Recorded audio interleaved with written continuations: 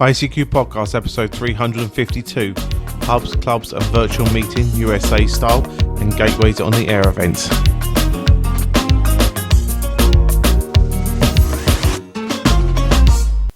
Well, hello fellow amateur radio enthusiasts and welcome to this our 352nd episode of the ICQ Amateur Radio Podcast. Supported this episode by Scott Wright, Kilo Zero, Mike Delta and our monthly annual subscription donors. In this episode, Martin M1RB is joined by Chris, Mike Zero, Tango Charlie Hotel, Martin, Mike Zero, Sierra Golf Lima, Ed, DD5, Lima Papa, and Bill, Whiskey Charlie 3, Bravo, to discuss the latest amateur radio news. Myself, Colin, M6BRY, rounds up the news in brief, and in this episode, we have a double feature as we look at Hubs, Clubs and Virtual Meetings, American Style, and the Gateways on the Air event. Well, as always, it's your very kind donations that keep us advert-free and keep us running on the podcast. And we'd like to thank Scott Wright, Kilo Zero, Mike Delta, who found value in the previous shows. And his message is a lovely message. Enjoy the podcast and love the orange colour theme.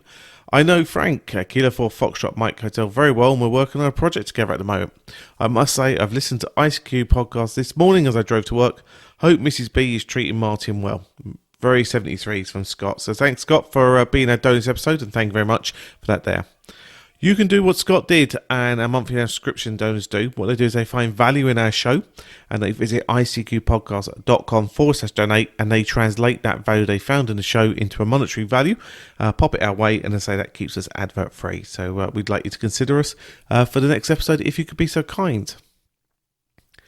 Right, now let's move on with the show. We're going to join Martin, Chris, Martin, Ed and Bill as they discuss and generate thoughts about the latest amateur radio news, including Publicize Your Field Day and solar panels causing ham radio interference. As always, hope you enjoy. Well, hi guys, welcome to episode 352 of the ICQ podcast and tonight's roundtable for that episode. Tonight, I'm joined by Mr. Chris Howard, M0TCH. Hi, Chris. Hello, Martin. Hello, guys. Hope you're all doing very well in this nice sunny weather we're having recently. The weather's gorgeous, Chris, isn't it? It's very nice. Here in the UK, at least, yeah. Yeah. We've also got Mr. Martin Rothwell, M0SGL, who not only tries to get me into troubles, but got a soundboard now, and you may hear things from Leslie. But I better not play that one on this clip, on this show. We've played it many times on other things, but we can do his train whistle. There we go. Yeah, that would get you into trouble. Our other one of Leslie, wouldn't it? But that's good. Moving over to Germany, we've got Mr. Ed Durrant, DD5LP. Hi, Ed. Evening all, and we've also got the nice weather. Yes, it's glorious. Although they say tonight, Ed, we're in for thunderstorms and rain. So, but then that's due here on Friday. Yeah, but then by the time it's cleared in the morning, hopefully it'll be nice again. So I can live with that. Moving to the other side of the pond, we have Mr. Bill Barnes, WC3B. Hi, Bill. Good evening, everybody. Yeah, that's Leslie. And good to have you, Bill. Unfortunately, Mr. Frank Howell, K4FMH, was unable to join us tonight due to family commitments, but Frank will be back with us on the next episode, which he's scheduled for. So hope you enjoy the family there, Frank. All right, let's have a look at the news stories. Well, our first news story, I pulled off of Dan Romachek's website, Dan, our fellow presenter, and he was on about publicising your field day, and he came up with a number of resources that the ARRL have released, and I think it's worth talking about the ARRL field day because it's probably the biggest event in the calendar. Bill, do you want to go first? Yeah, Dan did a blog post, kb6nu.com, about getting the word out if your club's doing the ARRL field day this year. Most clubs are scaling back or doing the field day from home like they did in 2020. But June 26th and 27th this year is the ARRL field day. And Dan was just talking about some of the easy ways your club can score some points by just coming out with a press release, send it to your local media. posting on social media, and likewise just printing some field day posters and spreading around. And then he also gave the actual links to the ARRL resources they came around. It's been a while since I actually had to do some of these, but you get 100 points for setting up in a public location with your club. 100 points if you contact your local media and get them to run a story or a newspaper article. 100 points for putting something on social media. 100 points for having and staffing a welcome table for visitors. I believe that was mentioned last weekend when 2 weekends ago when you guys were talking about things you can do to help the hobby. Invite your local elected officials. If they show up to your field day site, you can get 100 points for that, and just take a photo and put it with your packet. And any served agencies, for us, it was always the local emergency management agency. We got them to come out and bring out the emergency management van and stuff, and we would take a picture of that and use that as for points for the contest. This is not really a contest, but it's kind of scored like a contest. And anyway, so just the idea that Dan just wrote a nice blog post about the various things that you can do to kind of get the word out. And this ends up being one of probably the biggest contests in North America all year long. Certainly sounds interesting there, Bill. And it'd be great to get a lot of people, maybe in the rest of the world, to call in, because obviously it's extra points for you guys in the States. But we're all amateurs. We all should enjoy it. What do you think, Ed? Yeah, well, I'll just take apart the name first of all. Field Day, as Bill said, it's the largest ARRL sponsored event in the US each year, but Field Day in other countries means other things in amateur radio. For example, in Australia, it means a hamfest. In the UK or Europe, it means a contest, a pure contest, and that's all. So, for example, the IARU Region 1 SSB Field Day is on September 4th and 5th. So, people are going to go out into the field and operate from portable locations for that contest. But the ARRL Field Day is a lot more than that. It's really a social event, and it's a special event station for publicising the amateur radio to the public. It's a contest as well, even though officially it's not a contest. It really is a big event that pulls everything in about amateur radio, and its original purpose was to prove that the club can go out and operate emergency communications. What I'd like to point out, and the links are in the text of this podcast, or on the website, I should say, the link there to the PR package, what they call it, public relations kit.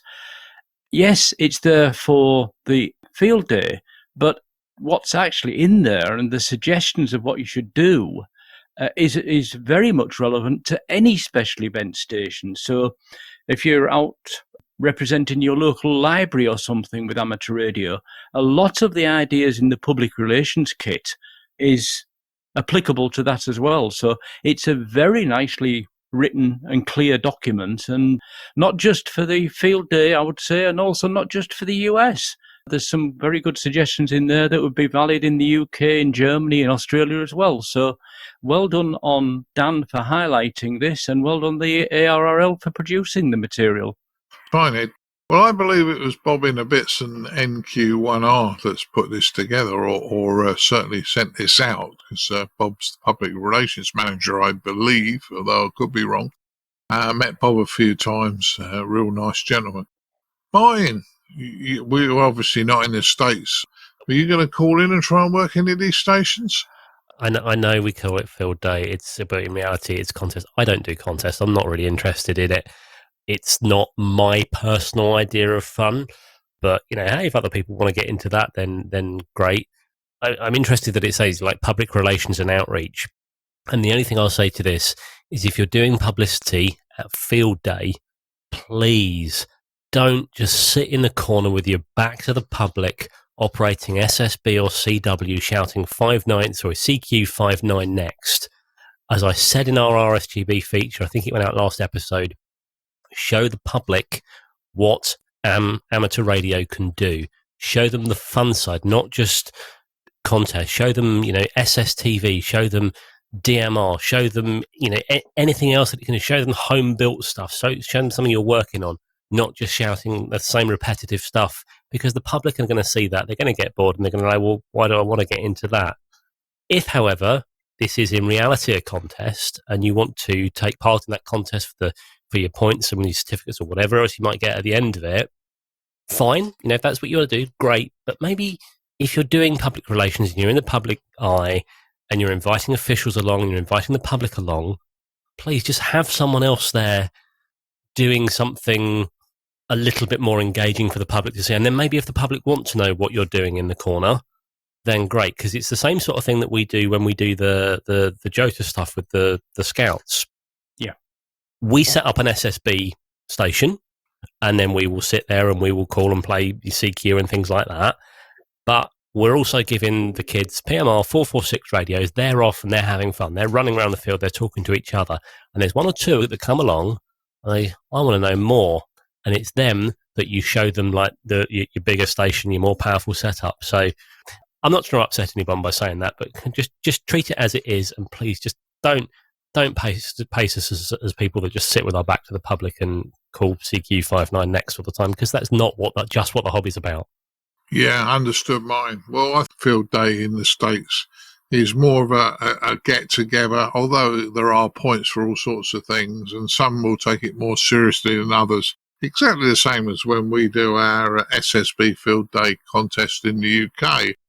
But in fairness, I think it's a good get-together and a good demonstration to the public and a good social.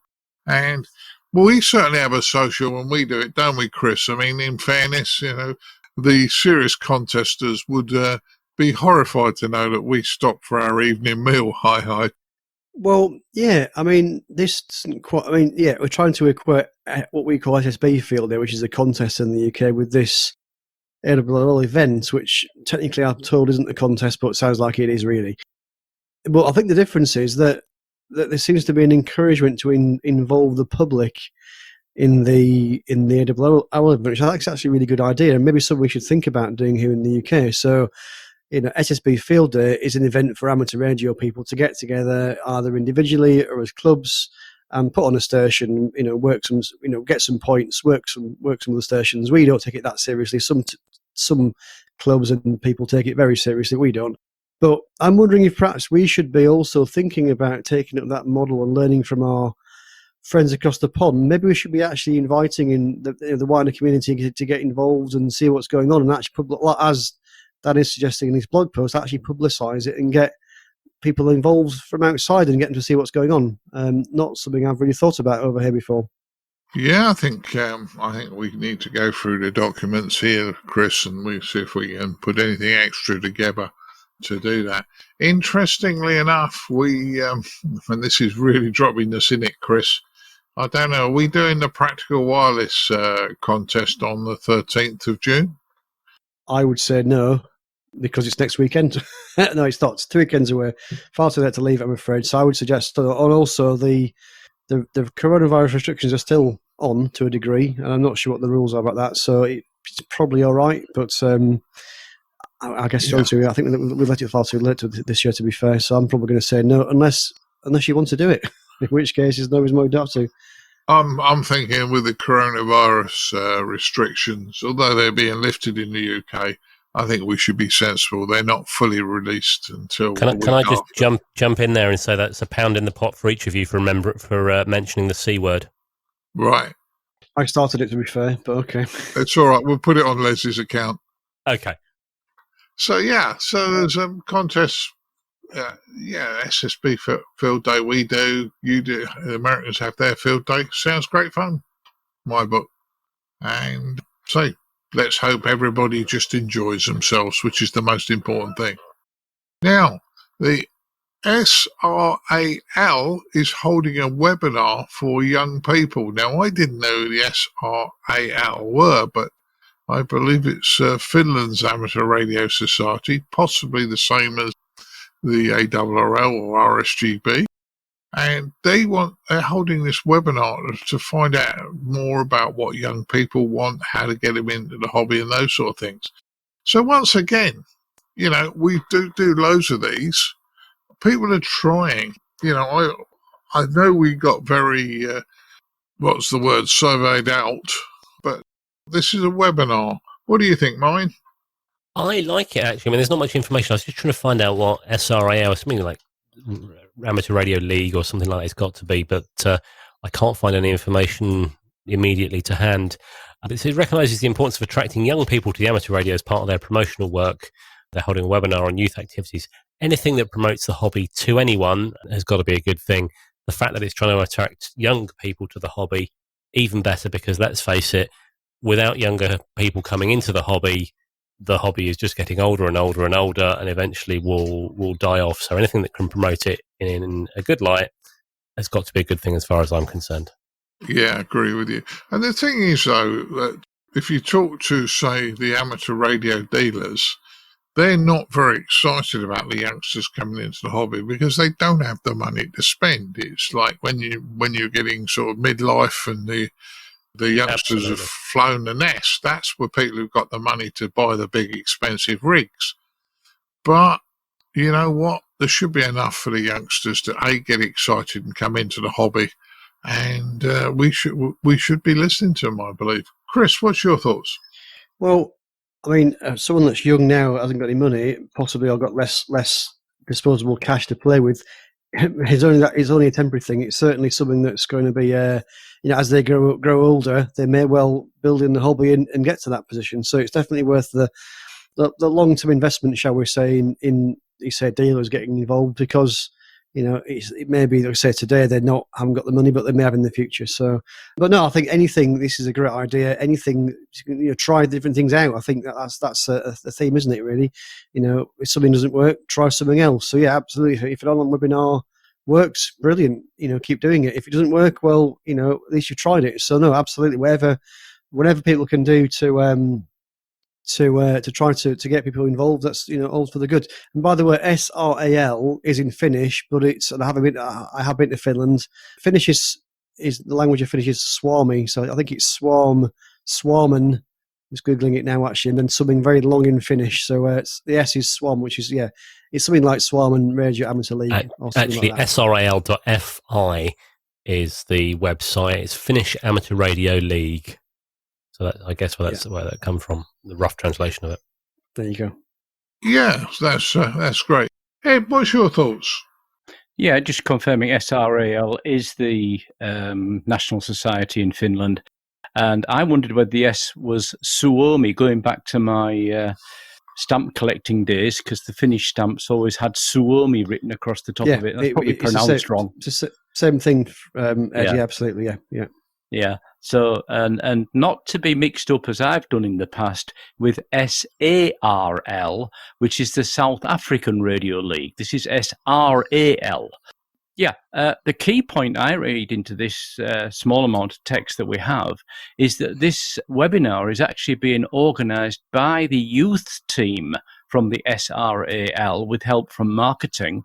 But basically, it's from youth for youth. That's a good direction to run it, and if it's got a lot of discussion in it as well in the webinar at the end of it or whatever, then that's good, because all the feedback they can get, the better. Because old fogies like us running this kind of thing, you're not going to get the same reactions back as if people of younger age are running it. So all power to them.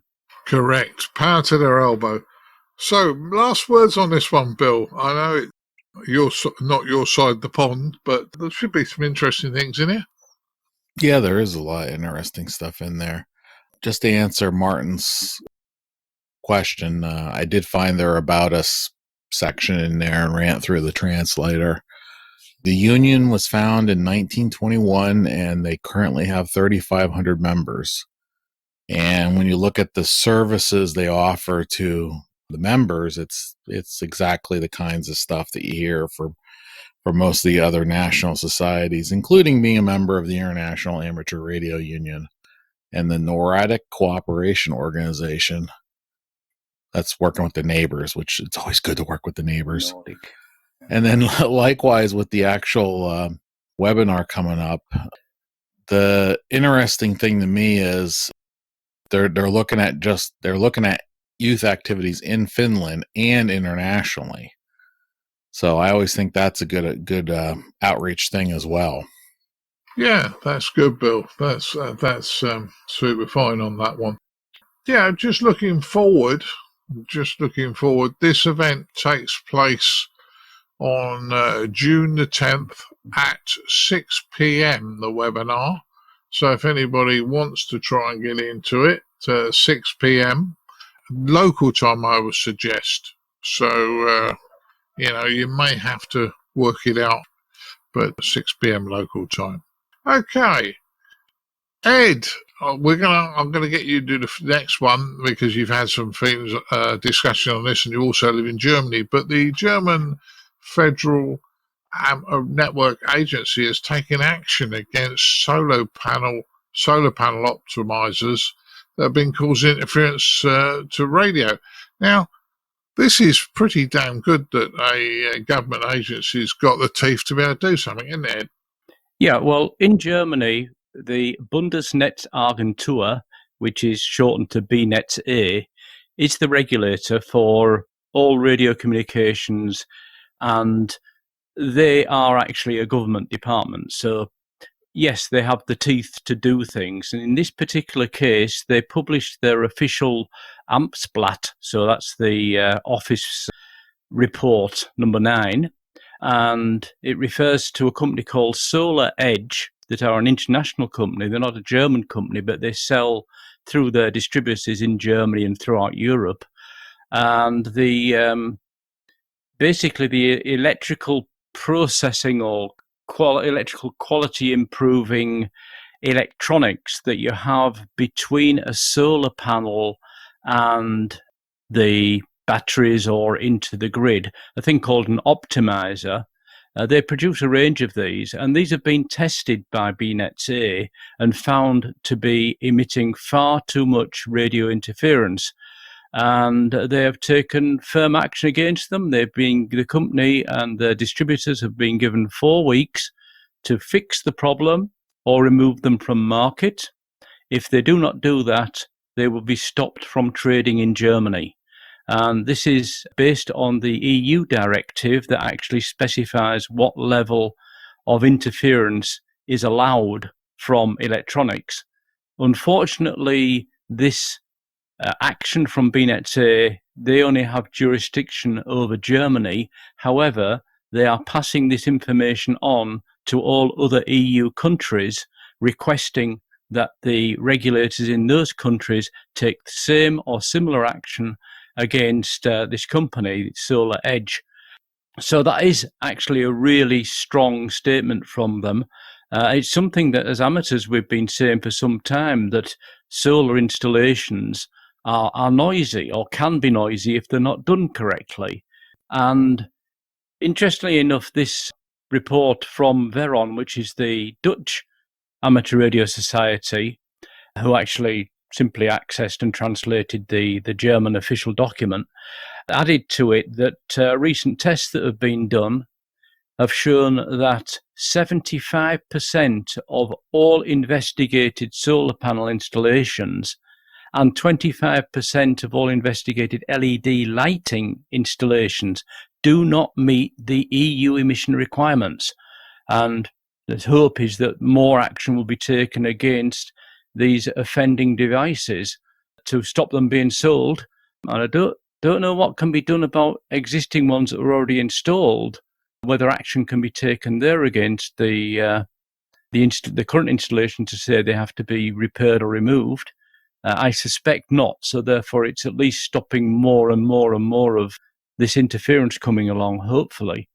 Great action from BNetzA. It's not the first time BNetzA put the foot down about interference.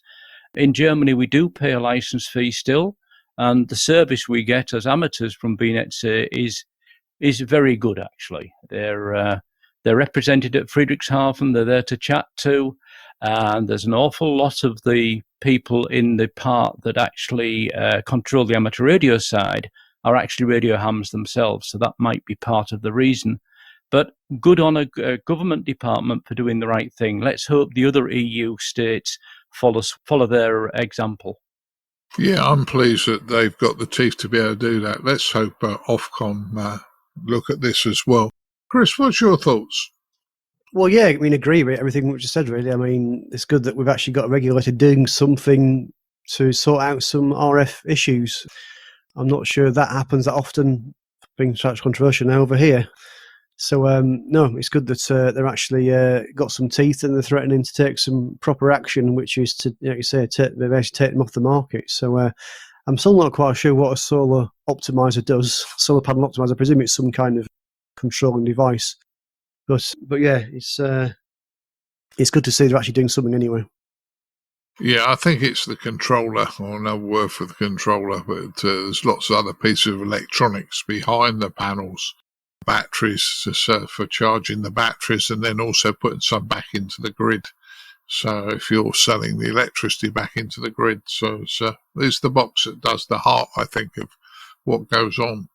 Martin, what's your thoughts? It's a solar-powered box of tricks, that's what I would say. I guess there's an inverter and a few other bits and pieces in it, but I like it. I actually think that being, I think that it should be a requirement of any official body, Ofcom, whoever, that being licensed and active should be a requirement to work in that division of the organisation. If you're looking after the amateur division, you should be an active amateur, so you actually understand what's going on, not just what's written on the paper, but you understand it firsthand. But I'm sure there are some that are active, but I bet there's not as many as there should be. And I bet if there were, there'd be a lot more done. I'm not just picking an Ofcom. I'm sure that's the same for other bodies around the world. In this case, I like it. It's a great example of a regulator doing something positive for the hobby. Hopefully it's going to set example to other regulators across Europe and hopefully into the UK. I know they're only pushing out to the EU members, but hopefully this will put pressure on our regulators as well. And it'd be nice for them, to start going after other companies making and peddling other devices like PLT and all those other devices that push loads of noise out. I know we can't do a lot about the dodgy LED lights and stuff that are imported from the Far East, but there's certainly the stuff that is being sold by UK providers and UK companies. Surely they could do something there, but you never know. In time, I guess just time will tell, won't it? I think once one gets their foot under the table, and with a lot of these regulatory organisations start working together, that's when you can stop a lot of the bad stuff. Bill, I'm sure that the FCC would be doing a similar thing. I know there's this side of the pond, but am I right? I'd take it as a no then. Yeah, it depends on who complains, I think. All right. Just in general, just quickly, the optimizers are DC to DC converters.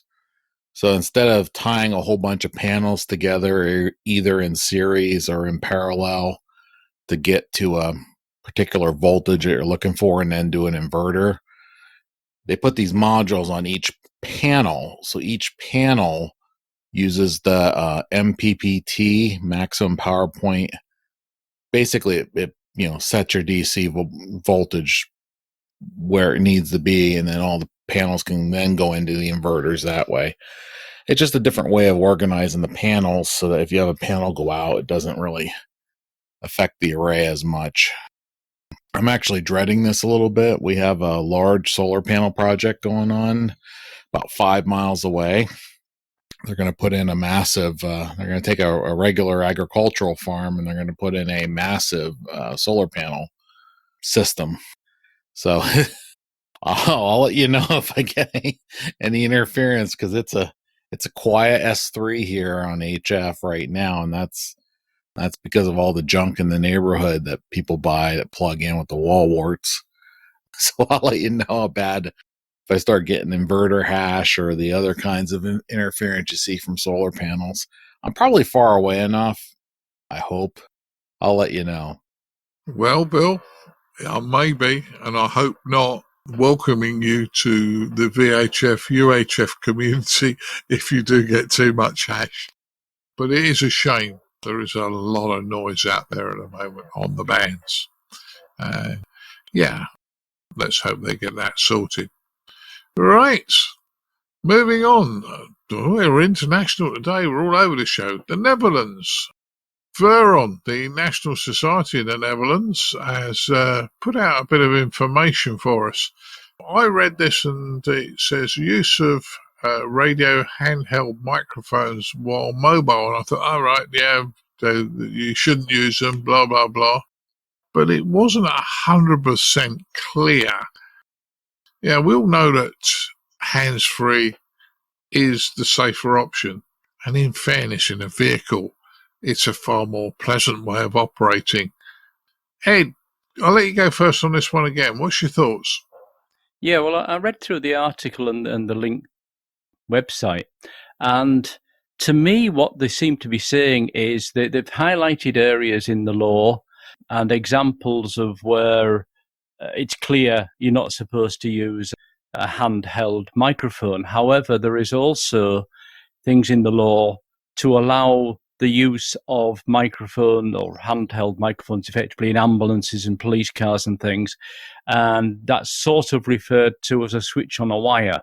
And the Veron have brought up the question, well, isn't that what we've got? A button on a wire is what we've got with the amateur radio as well. So can we, can't we? Can we, can't we? And what they're saying is, quite honestly, the law in Holland is unclear. So if you're seen with a hand microphone and you're driving along and the police pull you up, they're probably going to interpret the law in such a way as to say you're breaking the law, you're not supposed to do that. And unless you want to spend tens of thousands of euros in court, you're probably going to lose that one. So the moral of the story is, if you're traveling through Holland, or actually if you're traveling anywhere, and you want to operate your radio, please use a hands-free kit or a Bluetooth microphone or headset or whatever. The idea of picking up a hand-fist microphone, even if it does turn out to be legal within the law in Holland and in other places, it's better to go hands-free anyway, as Martin just said. It certainly is. It certainly is on that one. And I find it very strange. Bill, I mentioned this one, and I know it really doesn't affect a lot of people your side of the pond for Holland, but there are, when lockdown's finished, there are a number of people from the US that come across and do the trip round Europe and potentially go to Frieshaven and could actually go through Holland. So that's kind of why I raised it. But what's your thoughts on it? Yeah, it's one of the tricks is trying to figure out what the various laws are around the world. I mean, it's different by the states here. Some states you can, some states you can't. We're currently exempt in Pennsylvania, but I mean that literally could change anytime they update these rules and regulations for driving. So I'll just echo what Ed said somewhat, which is, if you got a way to make this hands-free, you probably should do that. It's probably going to be better anyway. No confusion. Yeah, certainly on that one. Martin, have you used your radio hands-free in the car, your Anytone through the radio system? Does yours have Bluetooth operation? It does have Bluetooth. I haven't set it up to do that. I probably should work out how to do that. I have got a PTT that attaches, I think, to the steering wheel. That I've had interesting success with that. Sometimes it works, sometimes it doesn't. So I need to have a bit more of a play with that. Just reading this news story, though, it is unclear. I think, and I have to go down the sort of the same line that I think we have in the UK. And my understanding in the UK is you can't use a mobile phone or a handheld device. I think, and don't quote me, you're allowed to answer it for if the call rings by pressing one button, as long as the thing is attached and it's not you've picked it up to answer it.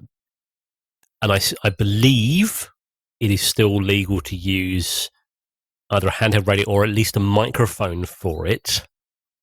But I would still argue that if a police officer saw you driving, holding a microphone or whatever, whereas it may not be illegal to use yet, he could still do you for driving without due care and attention if he wanted to.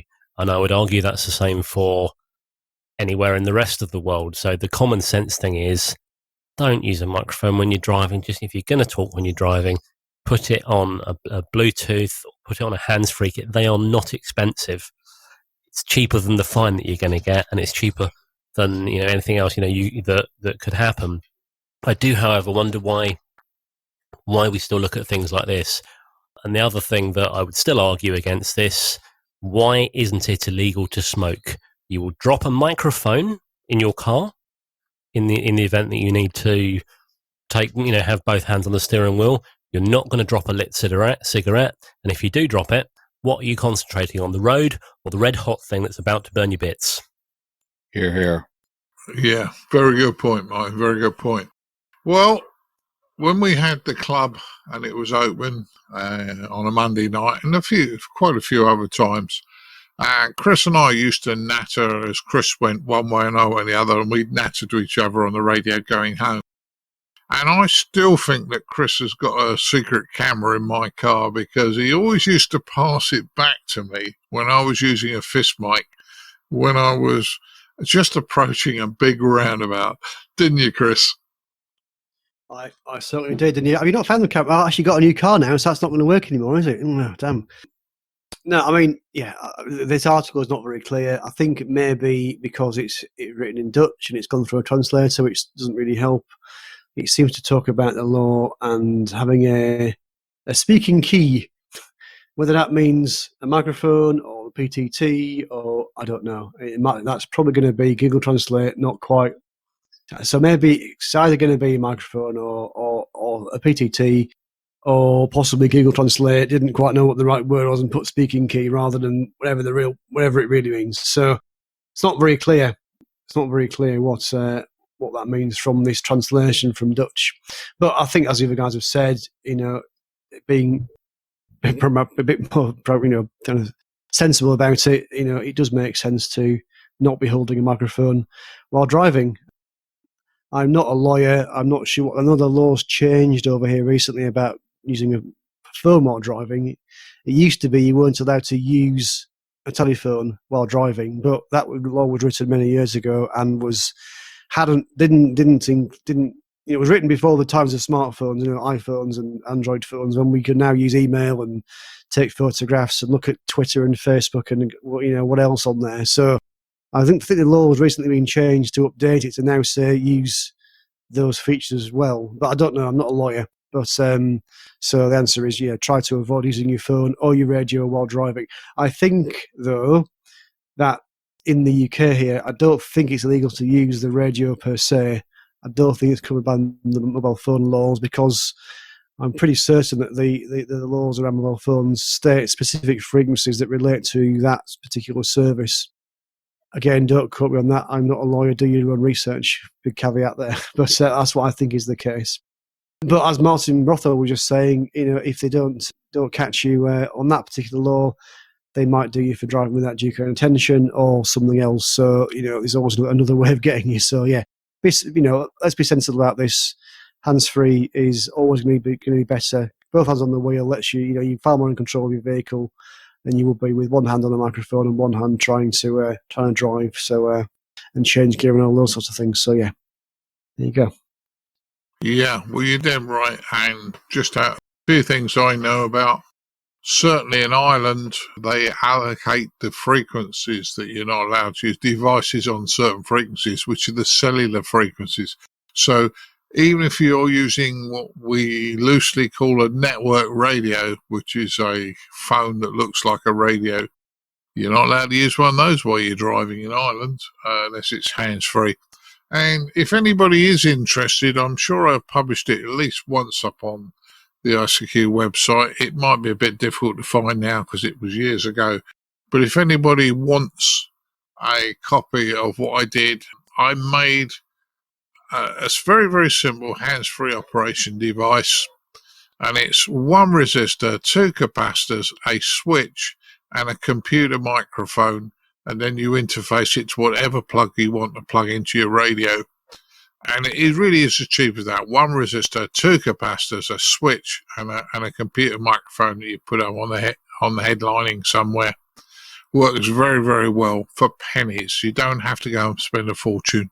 So if you can't find it on our website, give me an email or email the info@ICQPodcast, and we'll get back to you with the circuit of how to do it. Dead easy. So there you go. Keep yourself safe. Right. Last news story. HamSCI, the science experiment. And they're talking about they want people to record the HF bands during the solar eclipse. And this is a nice little experiment. Last year, during the eclipse, 100 people took part from 45 countries. So, that sounds good. But the experiment is going to run between the 7th to the 12th of June. So, could be interesting. What's your thoughts, Bill? It's during the annular eclipse on June 10th. But they, like you said, they want some readings beforehand and readings afterhand. They want you to use primary beacon will be the Russian time standard RWM on 9.996 megahertz. If you can't get that, have it jump over to WWV on 10 megahertz. But the interesting thing is, last year you could use Audacity or FL-Digi. FL-Digi is really straightforward because you have the frequency measurement settings in there as one of the modes. And then but they want you to use Audacity this year, and they give you pretty detailed directions on how to set up Audacity to make your recording. It's 9 steps. They want you to upload your WAV file when you're done, but they want you to put a lot of metadata in it so they know who got where and from what. Anyway, the directions are up on HamSCI.org's website. I encourage anyone that wants to participate to go out there and follow the directions. And they actually have a upload location on box.com for you to put those WAV files once you're done. Another interesting science experiment. So I find it, I always like this kind of stuff, Can we figure out some more details on how the ionosphere works for, various conditions and special situations, and how does HF change based on these situations? So like I said, I encourage anyone that has a little time on the 7th through the 12th to participate a little bit. You will get a QSL card when it's done, and they'll give you updates as the data is processed as well, which is pretty cool. Yeah, it's interesting because it's what our hobby's about, of doing interesting things. And yeah, I'm assuming that, for God's sake, guys, don't do any data processing on your Audacity file afterwards, because I know you can do lots of things like editing the levels and taking out background noise and things like that. Don't make any changes, because it'll probably be no use to them if you do. Martin, what's your thoughts? I was just listening with absolute interest. When I first read this story, I didn't really understand it, but reading through more, I'm curious to know what they're going to generate as a result of this, and and what we're going to learn by doing it. Am I eligible to do this? Are we in the right part of the world to do this? I'm going to have a go at this. This looks absolutely fascinating. There's not many things that we read out and think I've got to try this, but I'm very curious to see what's going on here from this. Well, it's a nice science experiment, and it's something that with very, very little effort, we can give something back to the science community. So I think it's a good one. Who are the WIA, by the way? It's Australian Wireless Institute. Okay. Institute. Ed will tell me exactly, but Wireless Institute of Australia. Wireless maybe? Institute of Australia, yeah. yeah. No, I just saw it because they were referencing the. That's what where, was it they this said? article was taken from, but the article Ah, originally will have come out of the US somewhere.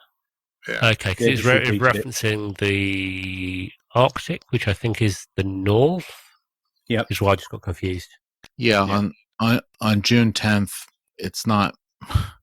This is the hard part to explain, but there's a solstice when the sun is at its highest peak based on our tilt of the planet versus the actual solstice when we, can measure it easily with stones at Stonehenge.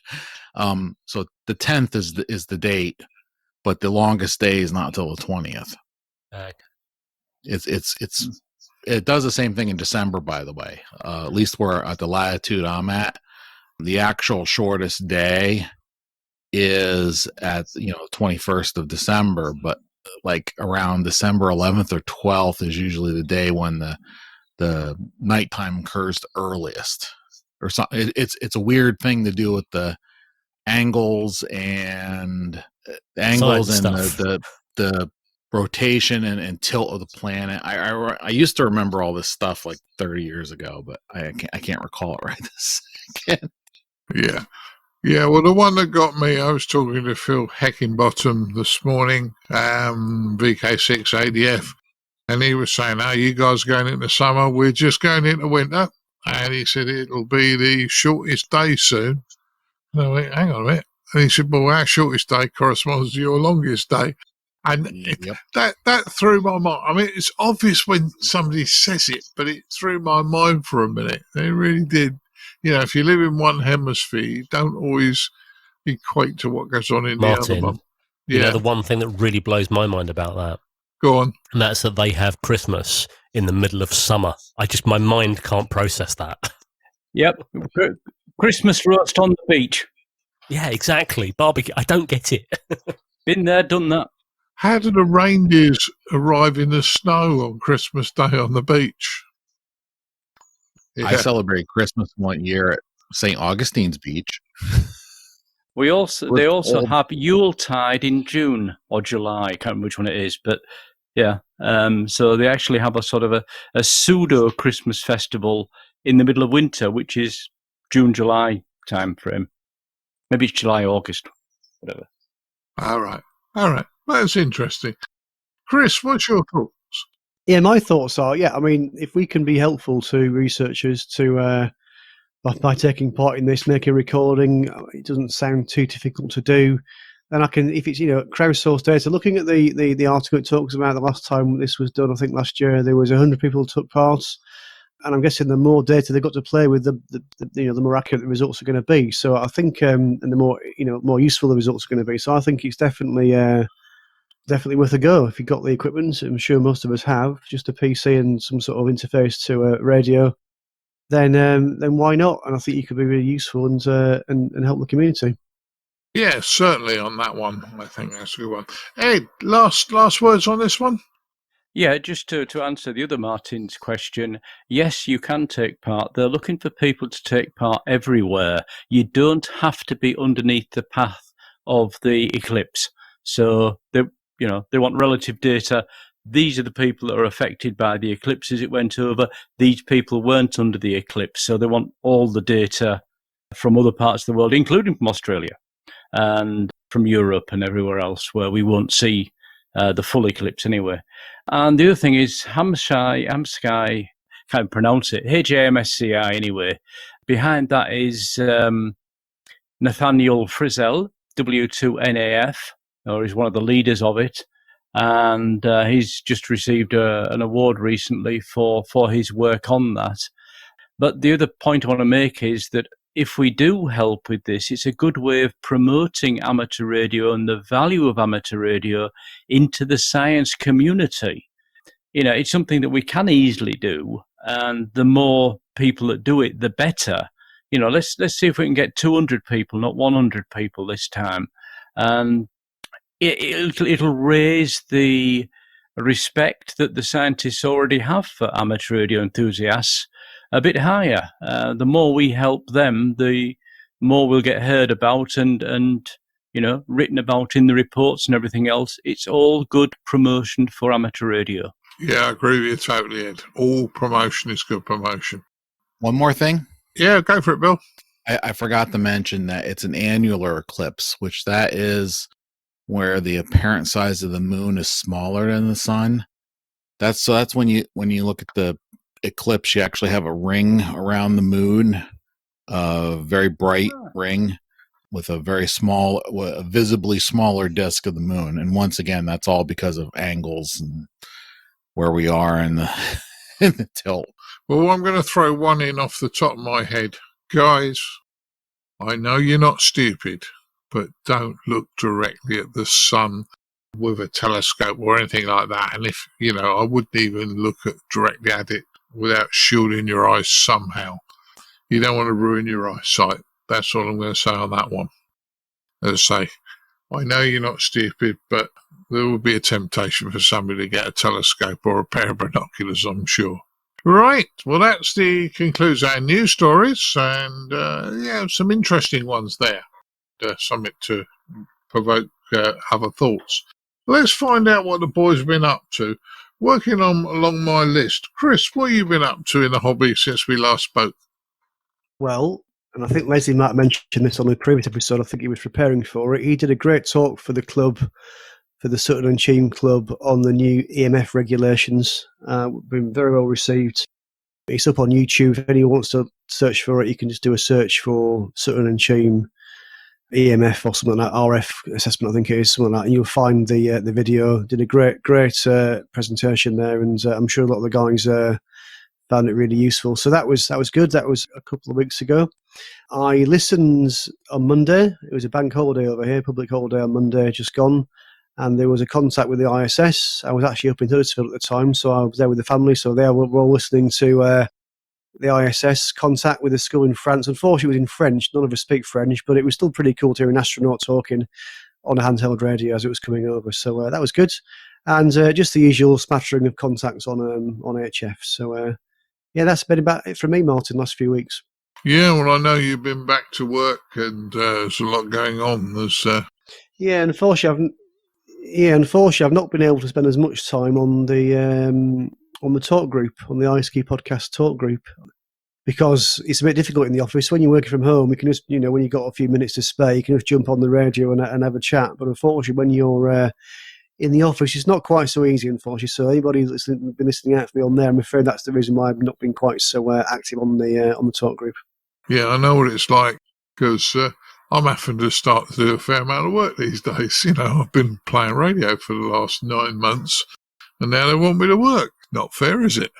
Anyway, I'll behave myself. Martin, what have you been up to? Let me just find my tiny, tiny, tiny violin for you. I feel your pain, though, seriously. Ironically, not very much, probably for the same reasons. My work is getting a bit busier at the moment. We've got a lot of stuff going on remotely, so I have to concentrate on stuff, and I don't get a chance to switch stuff on. I have been listening on the talk group a little bit. I noticed when we put some plugs out and stuff on social media the other day, quite a few more people started appearing very quickly after they appeared, so that was nice to see. Trying to mount an antenna, as you know, I got a new car around about Christmas time. Trying to work out where to put an ARRL on it. Had a magnet on it. It's okay, it works, but I wanted a slightly better solution. The hatchback mounts I have, there's nowhere really I can attach it to the car that doesn't get in the way or isn't going to scratch something. I have a roof rack.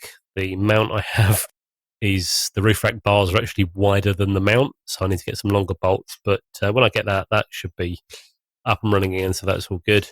And out of interest, been looking at some remote control kit for my stuff here, just to see if it was possible to access stuff remotely. Got an interest in doing that.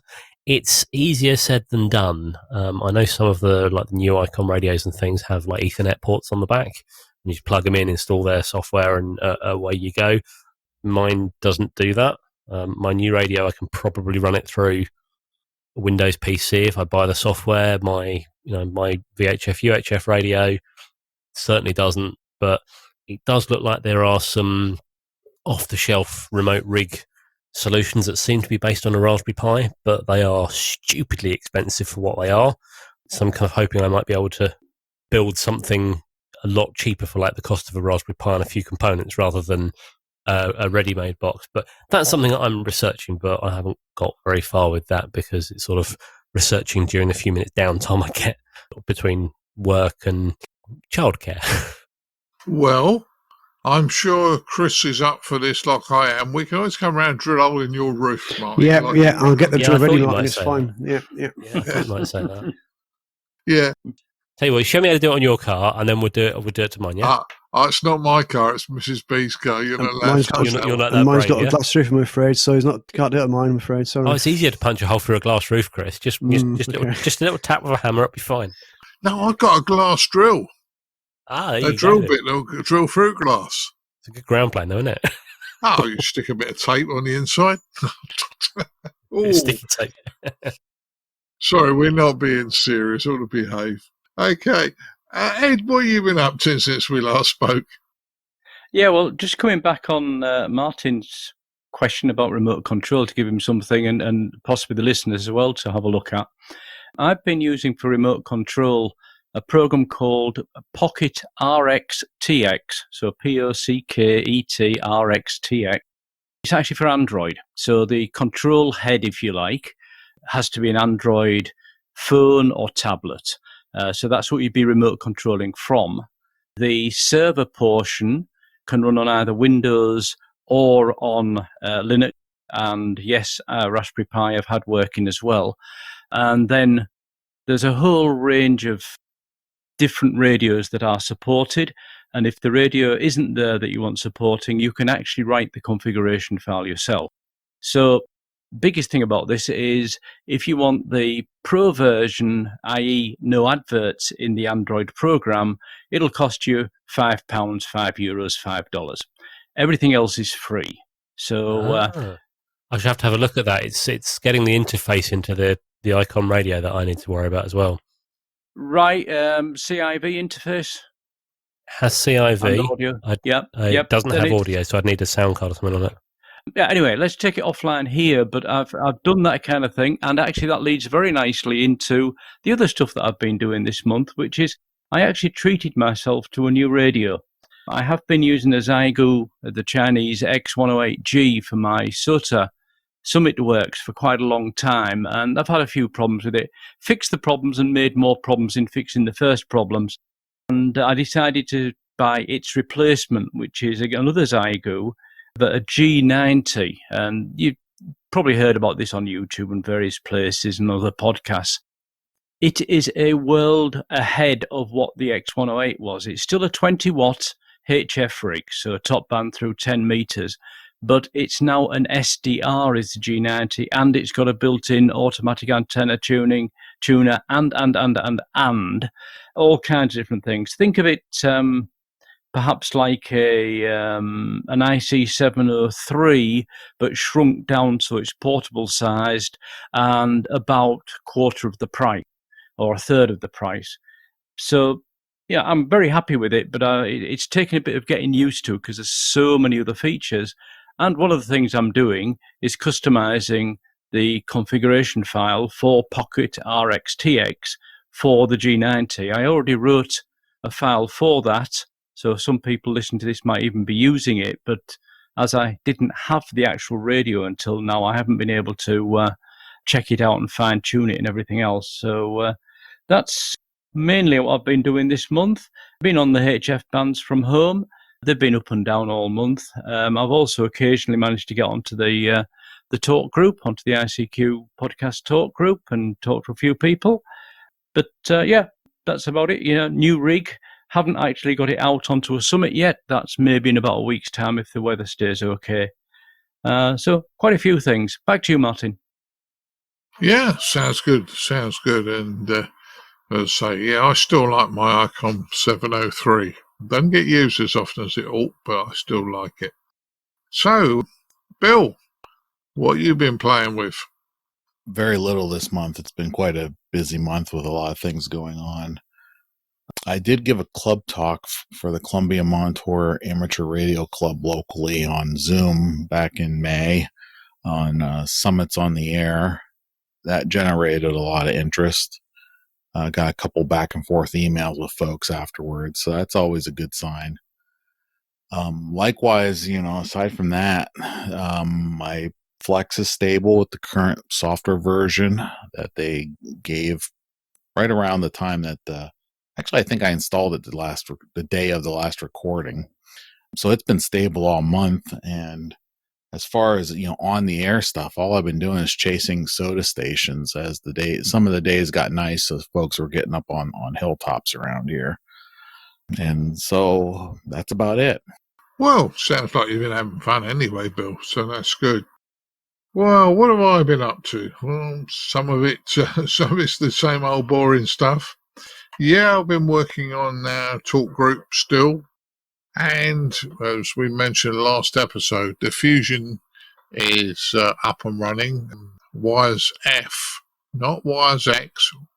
YSF is up and running. Wires X is Yaesu proprietary.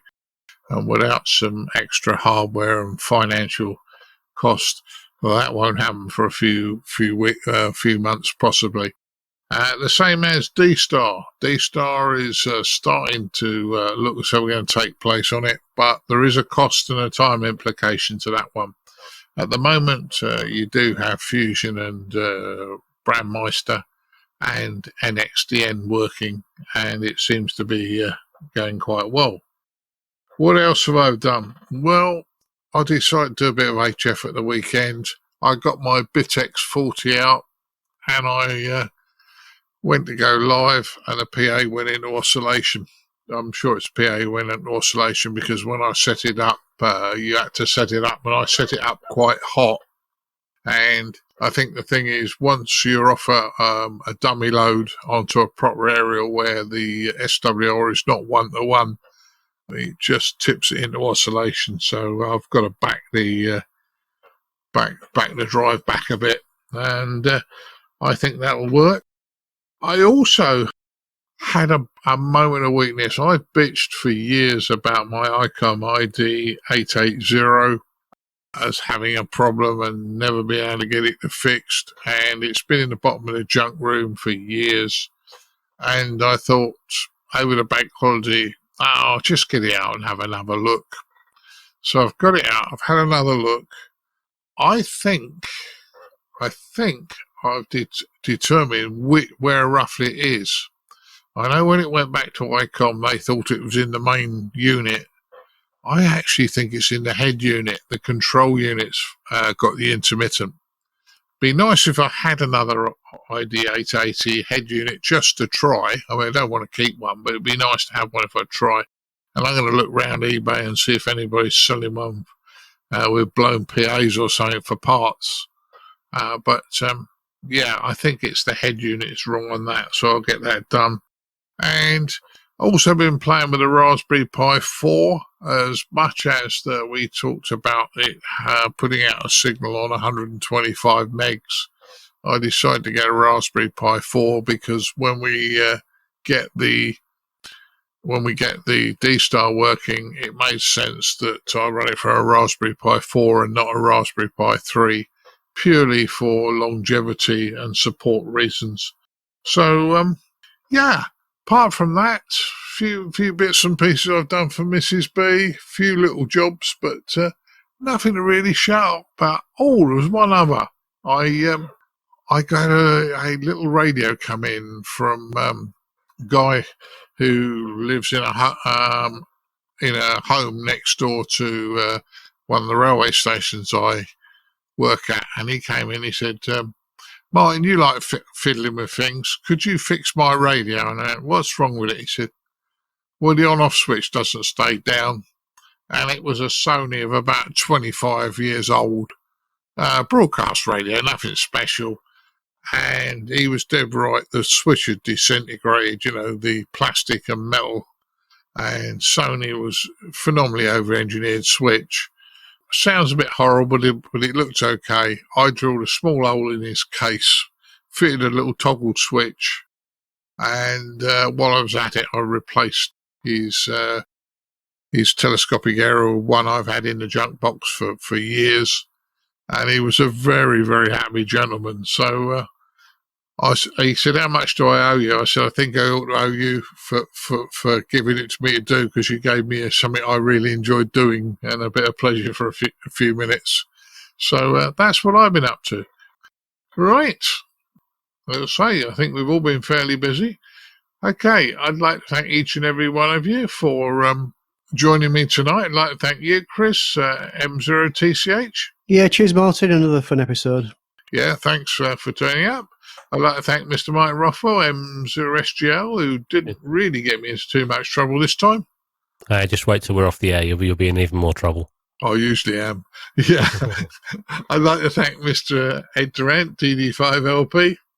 Thanks for inviting us along, as always. Yeah, no problems. And from the other side of the pond, Mr. Bill Barnes, WC3B.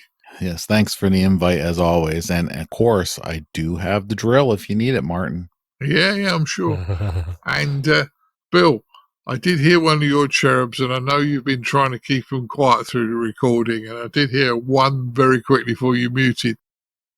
Have you thought about using a mega on the door handle, or would April kill me for that suggestion?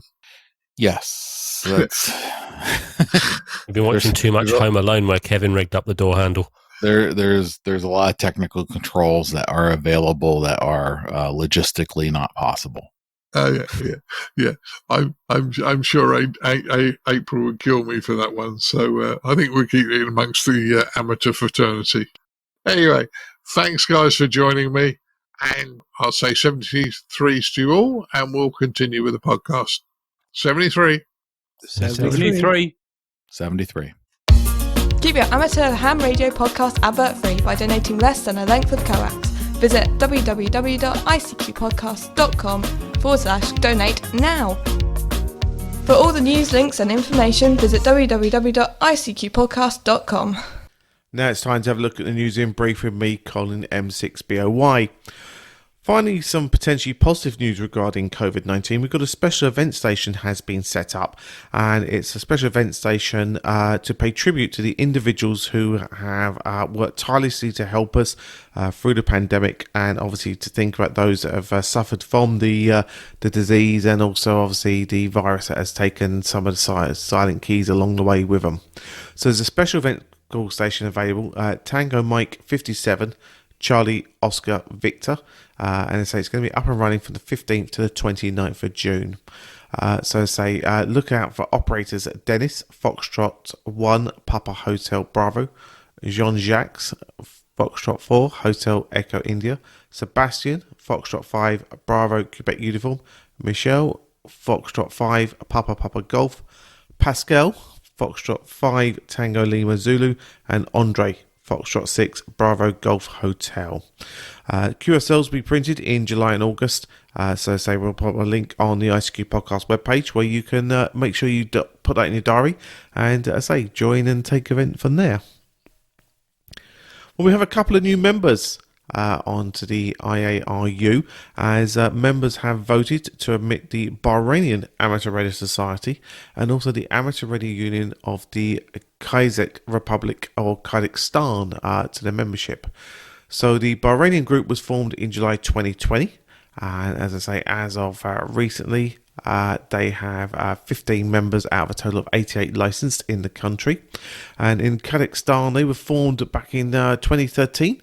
But they're now the legally registered representation of amateurs in Kyrgyzstan, and they represent 110 licensed amateurs in the country of Kyrgyzstan. So obviously we welcome those guys to the IARU group.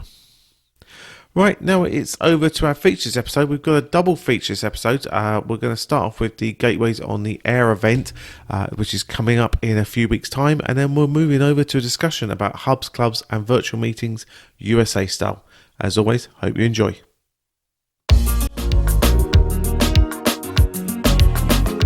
And now what you've all been waiting for, this episode's feature from the ICQ podcast.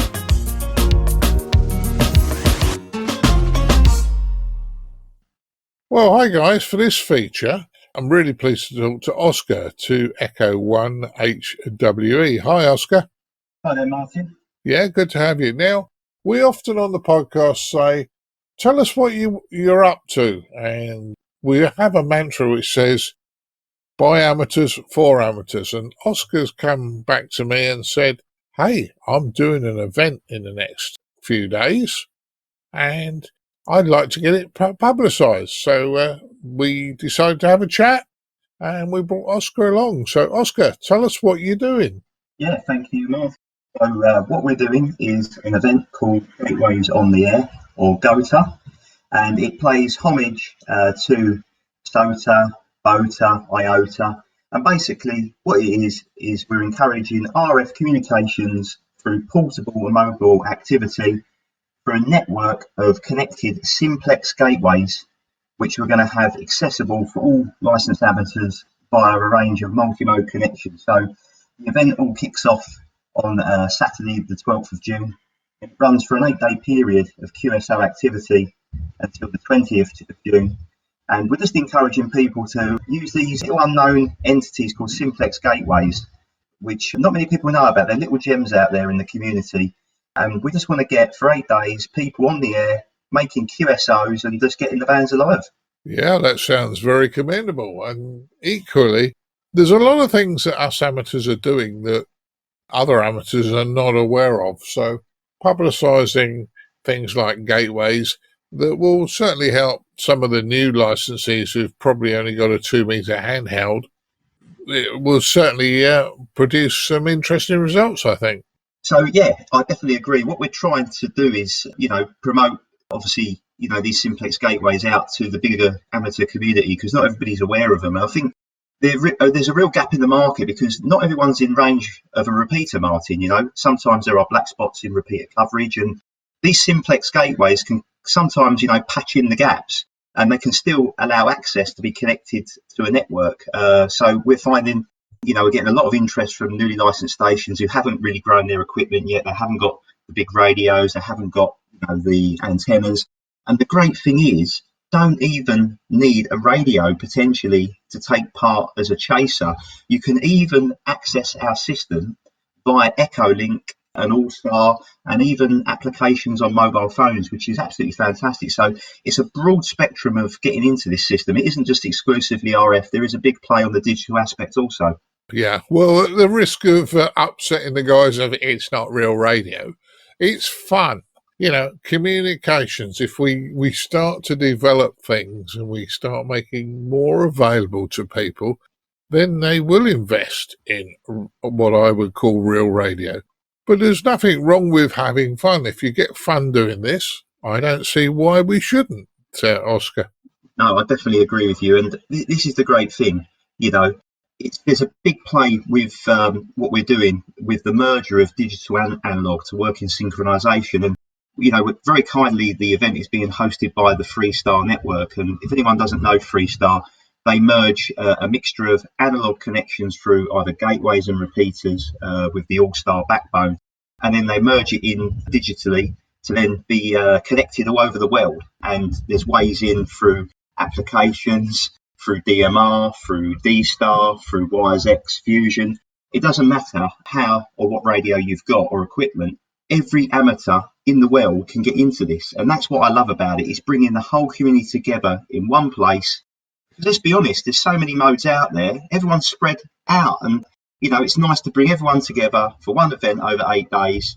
And hopefully we can have a big QSO. And there's also special events call signs. We've got 2 call signs being used throughout the event, which is GB1 GOA and GB6 OTA. And, we're going to have a lot of people going out onto hilltops, onto beaches, into parks, and they're going to be calling CQ as activators. So I think the year we've had, it's nice to get out and enjoy the sunshine. It certainly is. It certainly is. And I'm sure our Edmund will be out on this one. He's already getting excited.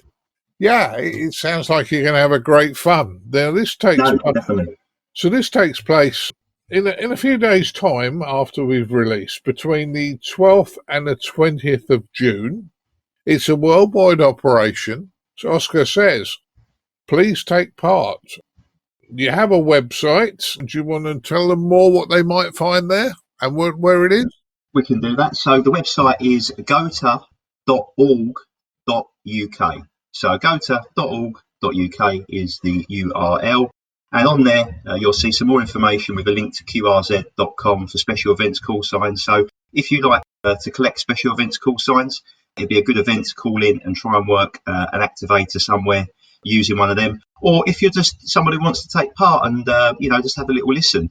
As I said, it's all for fun. There's not any serious points available or anything like that.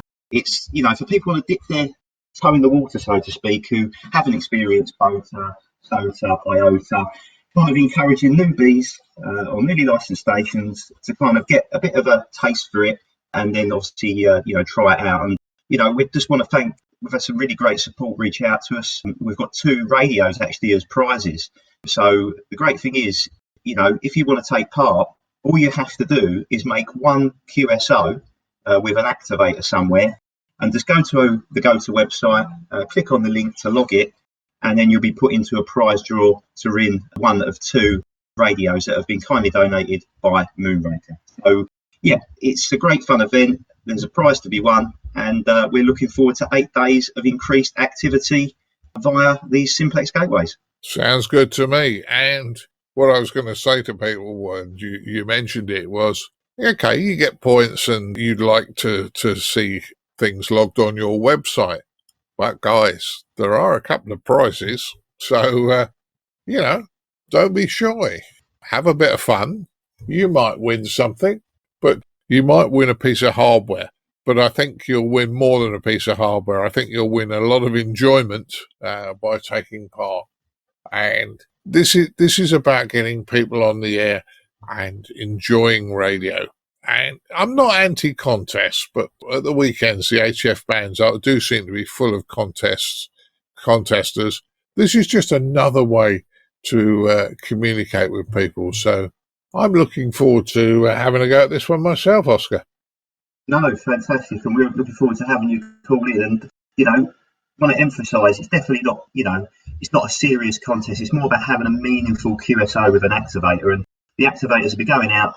We're going to put a schedule on the gota.org.uk website so people can have a little look at the schedule. They know that at this time someone's going down a pier somewhere on the seafront, or someone's on a beach somewhere, or someone's on a high ground, and they can look at the schedule, look at when the special events call signs are going to be taking place, and then they can obviously get on the radio as a chaser at that period of time and then work a special events call sign on a station and have a meaningful QSO. It's definitely not going to be a 5 and 9 what's your locator. It's not going to be like that at all. It's going to be for people who don't normally enjoy stuff like that to come on, have a chat with someone for a couple of minutes and work a few interesting stations in interesting places and do it all through simplex on a gateway. That's really good news. That's really good news. And I'm pleased that that's happening. So as we come to the end, you've got the website, www.gota.org.uk.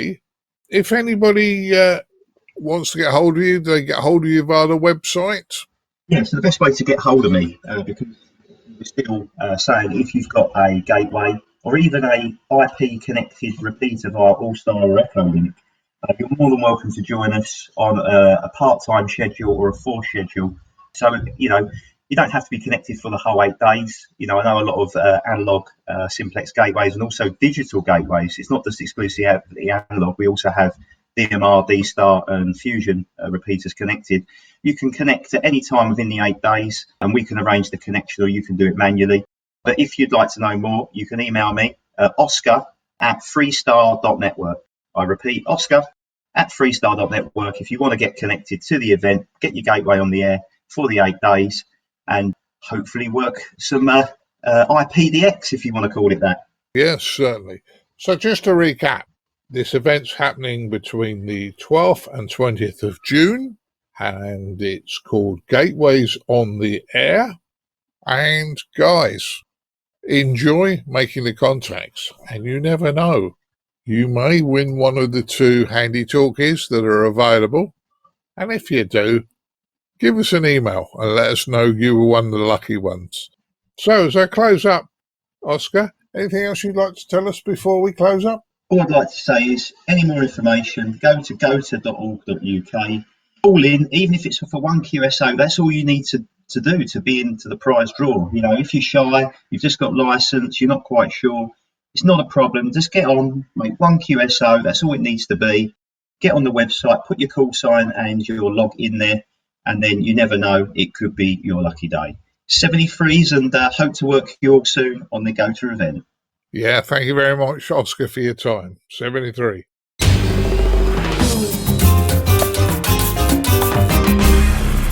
The ICQ Amateur Ham Radio Podcast, serving the amateur ham radio community fortnightly since 2008. Hello, everybody. This is Frank, K4FMH, Fox Mike Hotel, with another feature interview for the ICQ podcast.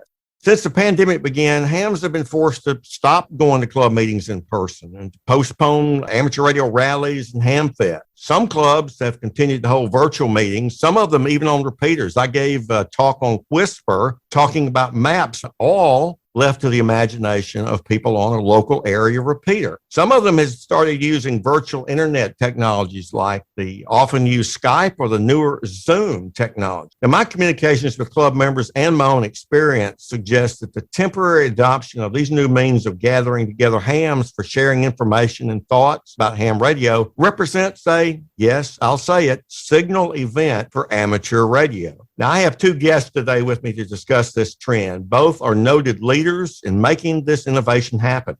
Rod Harmon, VA3ON, is a Canadian ham who has rapidly developed a hub, not a club, that he calls a tribe using Zoom. And this has grown into an international standing of followers. He's attracted numerous speakers to engage with his audience on Saturday. That's a relaxing time, and it's a great choice, in my opinion. Now, you can find him on his website, the Canadian Radio Research Lab, at crrl.ca. Now, Rob posts many of the Cycle 25 tribe meetings on YouTube under Cycle 25, VA3XXV. Now, Rod's very experienced in online meetings and media issues thereof. He also appears frequently on the Ham Radio Workbench podcast. He may wear sunglasses to shield his eyes from the sun's glare off the nearby Toronto Centre, one of my very favorite places to visit. My other guest is from across the pond from me here in the States. It's Nick Bradley, G4IWO. He's chairman, or what we over here in the States call the president of the Denby Dale Amateur Radio Society in England. Their website is ddars.net, and I highly recommend it. Now, Nick also pioneered the use of Zoom to expand the Denby Dale Club to include other clubs, a regional concept to bring together clubs to share resources. Now, Nick was the very first person that I knew of that captured this regionalization. Let's band together where we have common interests and share common resources. And the Denby Dale Club has included other clubs. They've liked the tribal meeting up from Canada in Rod's Way.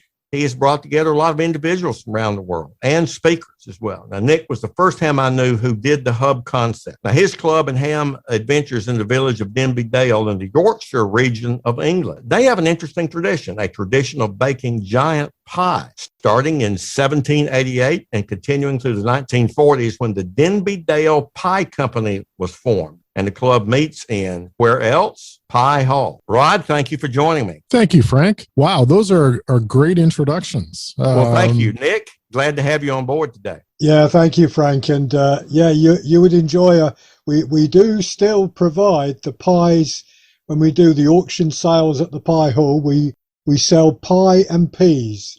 That's the speciality. Well, that is terrific. Now, and my joke aside about it being a signal event, it is an important milestone, I think, for amateur radio. As a social scientist who studied events, we can think about this as a natural experiment. And I dare say neither of you could have convinced hams at large to stop what they typically do, forego the meat pies and peas in person, stop it, and let's just experiment with Zoom. I don't think you could have gotten them to do it. So just like other things that happen, this is a natural experiment where things beyond our control caused us to stop. And here we have an intervention. And I view it that way. Now, Nick, I want to start with you because you represent what I would call a conventional club, and you seem to have a great time. So in that venue, talk to the audience about how did you get engaged doing things online like that? Okay, well, we're quite a small club. Denby Dale is a very small place in West Yorkshire. It's got a tiny population, and we've got a membership which is kind of within about 5 miles of the Pie Hall. most of the members live within about 5 miles of it, in various other small towns and villages nearby. Very few members, very small club. When I joined it, it had just about 30 members. It would have maybe at a good meeting 15 would turn up to it. It would occasionally have a speaker, generally someone from inside the club itself, who would give a talk on something, but often wouldn't have a speaker, and it would just sit down and have a general natter about radio and the activities that the club was involved in. Did a lot of work supporting special events in locations, doing some work with the local scouts, which a number of us really enjoy doing, but it was kind of meandering along in that kind of small way when the pandemic hit us a year ago. And it started to become very obvious, even before we had our Prime Minister going on television making this dramatic announcement: everyone is to stay at home, no one is to go out unless you're an essential worker, everyone tonight has to stay in their houses. Even in the few weeks leading up to it, people were beginning to withdraw from meeting other people. Fewer people were out and about on the streets. There was a palpable fear of what this pandemic was going to mean in society. And the club obviously came to a point when the Prime Minister made this announcement: you can't go out, you can't meet anyone, you've got to stay at home with your families unless you're an essential worker. The club couldn't meet anymore. And there are people who meet, they run a net on a couple of the VHF stations, but the topography of where we live up here in Yorkshire is such, I can hear someone 3 miles down the road on VHF FM. I can't hear someone 5 miles down the road because there's a hill even higher than the location I'm in between me and them. So there isn't actually a commonality where we could even carry on all talking together on the radio. So I said to the officers of the club, look, I've got some experience in my work context of running online meetings, and why don't we have a go at running some online meetings, and I'll see if I can get us together a few speakers. So one or two people kind of said, well, give it a try, Nick, see what happens. So I sat down at home in our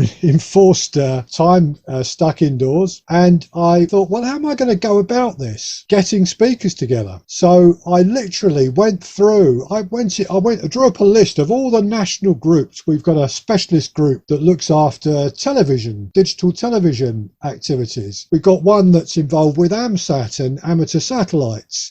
We've got the GQRP club. We've got all these specialist groups, and I thought, I'll drop them all an email and see if I can get them to come and speak. And then ICQ podcast I've listened to for a very long time, Frank, on the way to work on the train. It was my delightful activity, along with Eric's QSO Today podcast and Ham Radio Workbench. And I love podcasts. I got into podcasts. And I thought, there are people I've listened to on the podcast that would make great guests if we could get them to come to these meetings. So I, worked my way through you, Frank, and Martin and other people, Eric Huth, to invite them to come along and speak. I then went through the magazines. I'm an ARRL member, an RSGB member, and I poured through the magazines, and we've got another magazine in the UK called Practical Wireless. It's been going for years. Had a look in there. What were interesting articles? Who would be interesting to invite?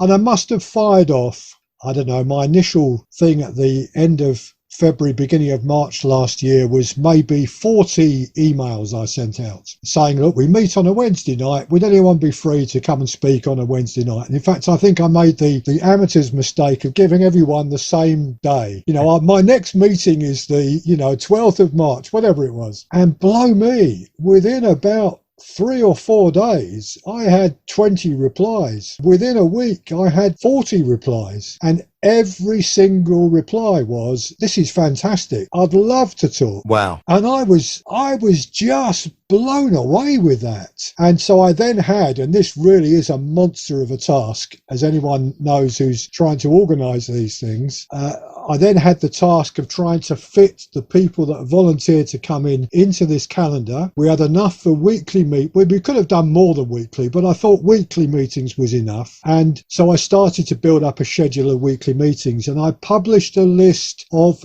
3 months worth of weekly meetings. on virtually every topic you could think of in amateur radio, all the different areas, contesting, HF radios, getting into the hobby, QRP, the whole gamut of stuff that people can do. And I'd got all these people, not just from the UK, because Frank, you were one of them, but across the United States, other parts of the world as well, who had all responded and said, yeah, we'll come. So that was how we started off. The one thing that I insisted on with our club committee was we should not make these meetings closed only to members of our club. We should advertise them in the radio community in this country and just say to everyone, if you're interested, come along to one of our meetings, and make them completely open. We've stuck with that from the time we started doing it, and the end result is where before the pandemic we had just over 30 paid up members of the club. We've now got nearly 70, and we have got other people who are not yet paid up members who've been coming along to the meetings. And I can tell you now what happens to those men and women, because we've got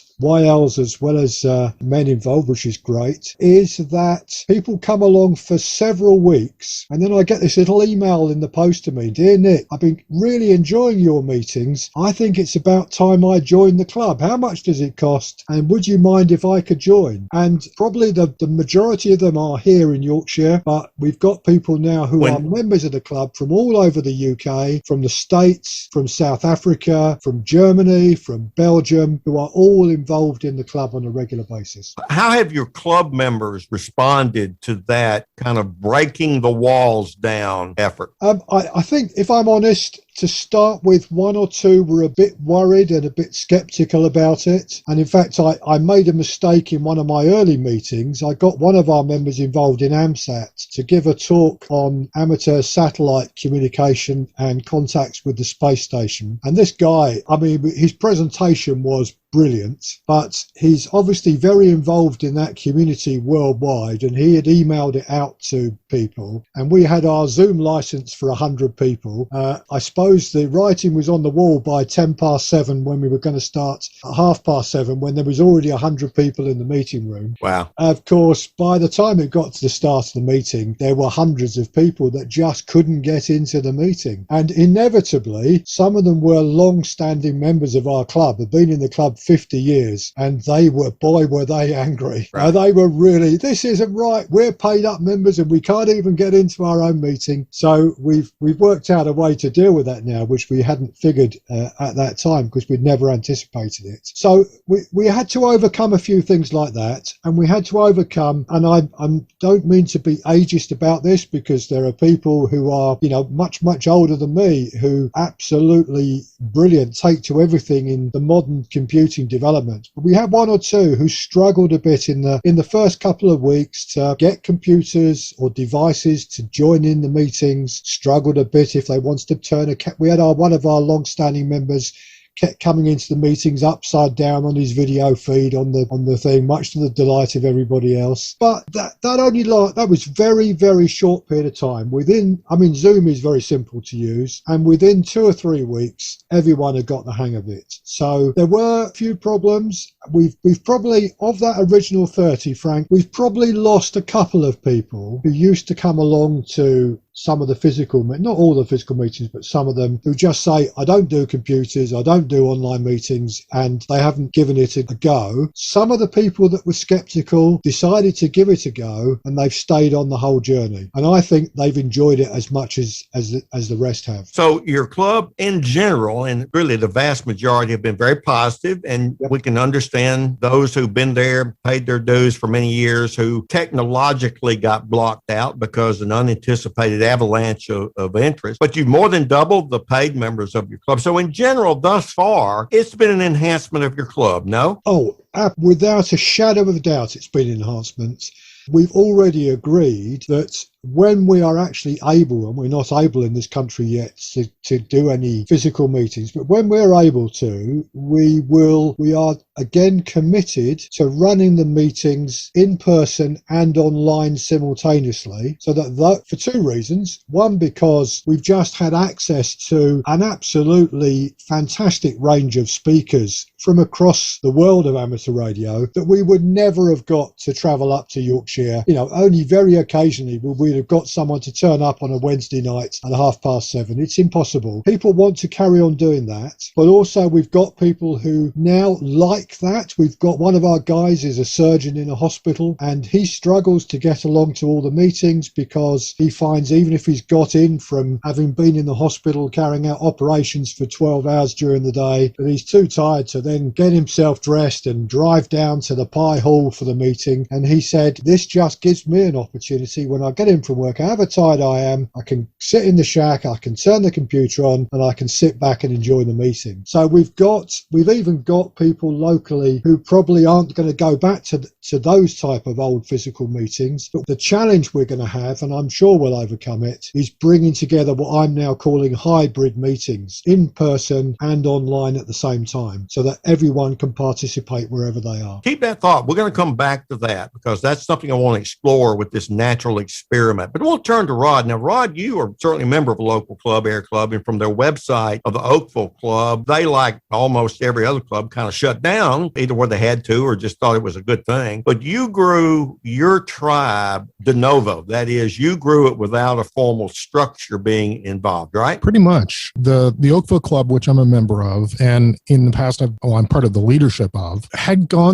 is going through a bunch of changes which have to do with a few forces all coming together at once. One is the diversity of interests of the club. Okay. And now that I've got some perspective on it, it gets really interesting because we've always said that ham radio was a hobby of hobbies, right? Like the incredible diversity of this. You'll never get bored with this hobby. I don't need to tell this audience that. But it also causes fractures. In our case, we had a fracture that developed between guys that were more interested in doing Aries work and that kind of thing versus guys that were interested or people that were interested in doing HF or contesting or whatever.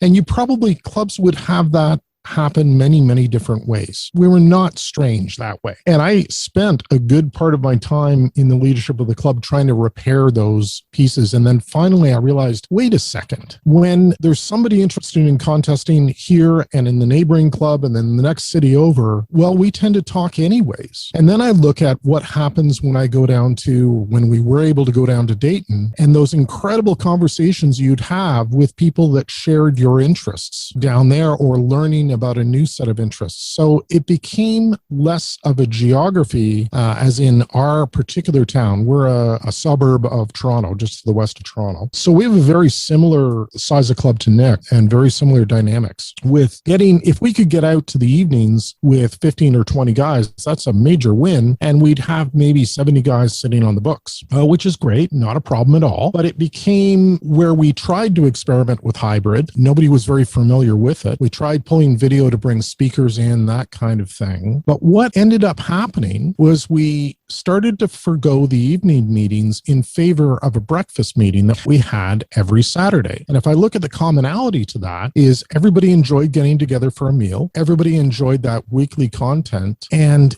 it wasn't so much about having a speaker, because we didn't have speakers for breakfast.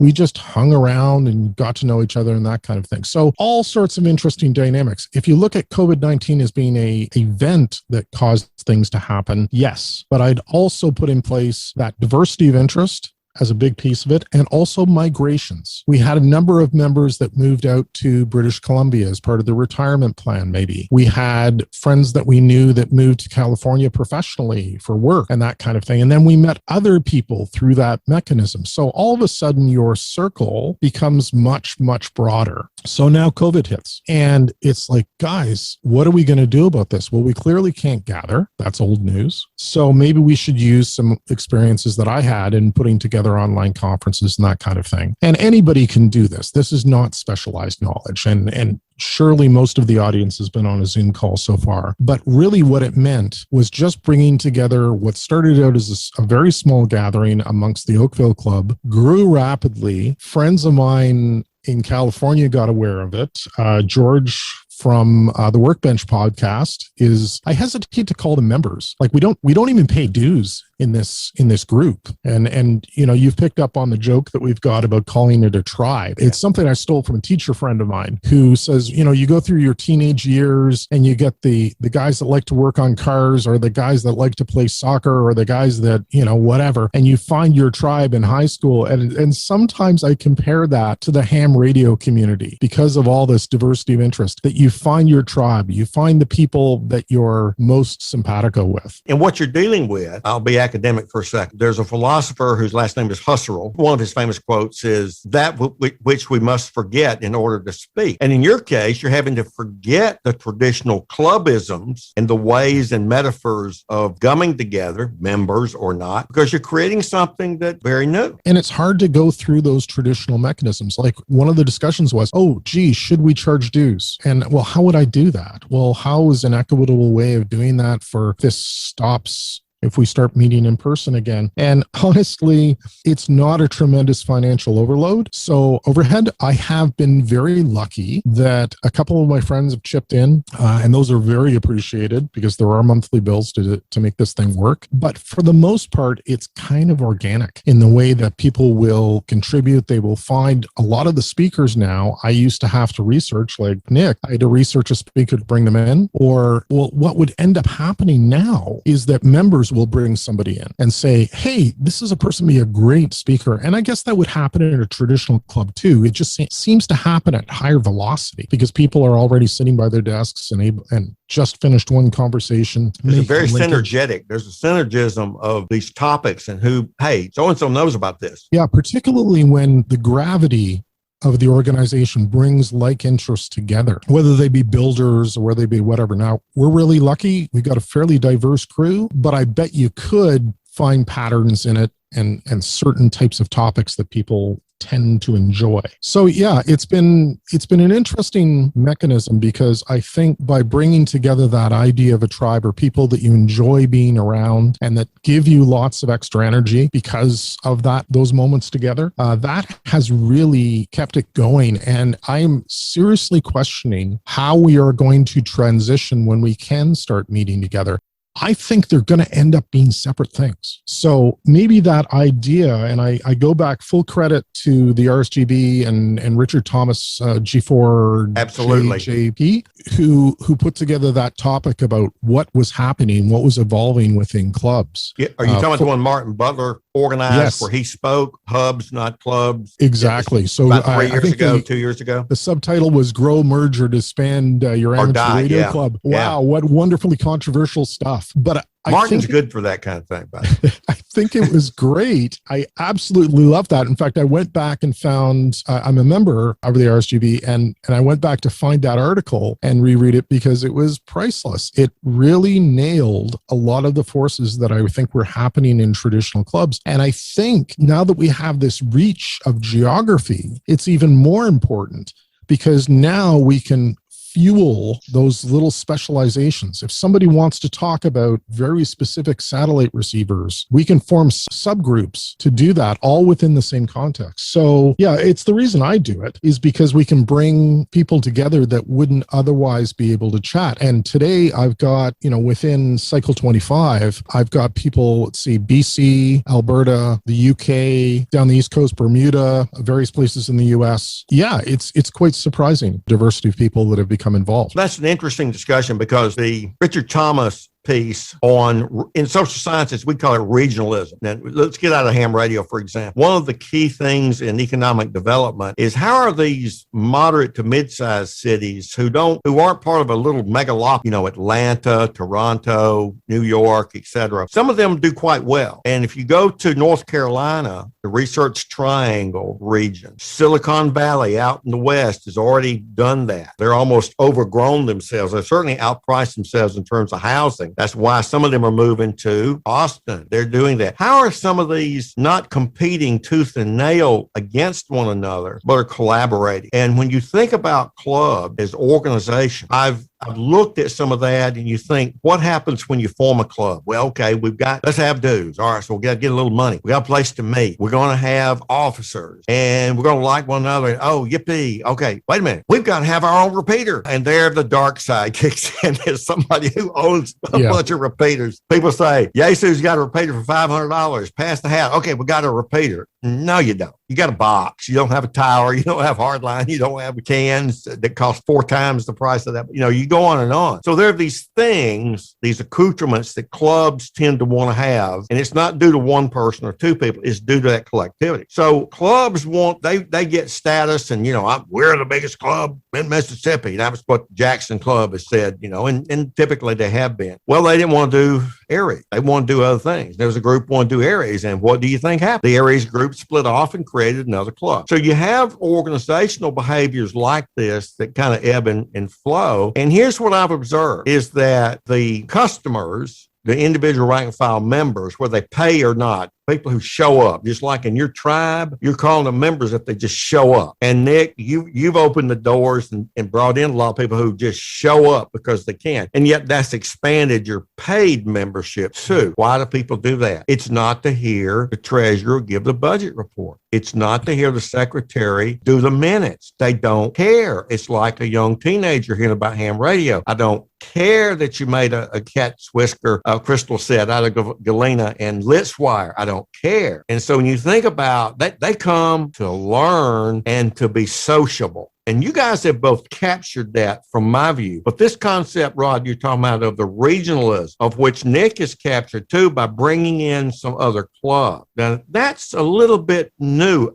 from my sense of ham radio history. And so let's talk a bit about that, because Nick ran into a problem if he had 100 people show up at the door and boom, some of the old timers couldn't get in. So I'm a little technical glitch. He's figured out how to handle that. What does it cost to do this? Rod, talk about what does it cost to go from 0 to 60 miles an hour in this new car you've built? It's not expensive gear, like compared to our ham gear, right? This is stuff that we tend to have lying around, or we tend to at least know something about so that we can get good deals on it. You can do this with a very basic laptop. This is all that's necessary.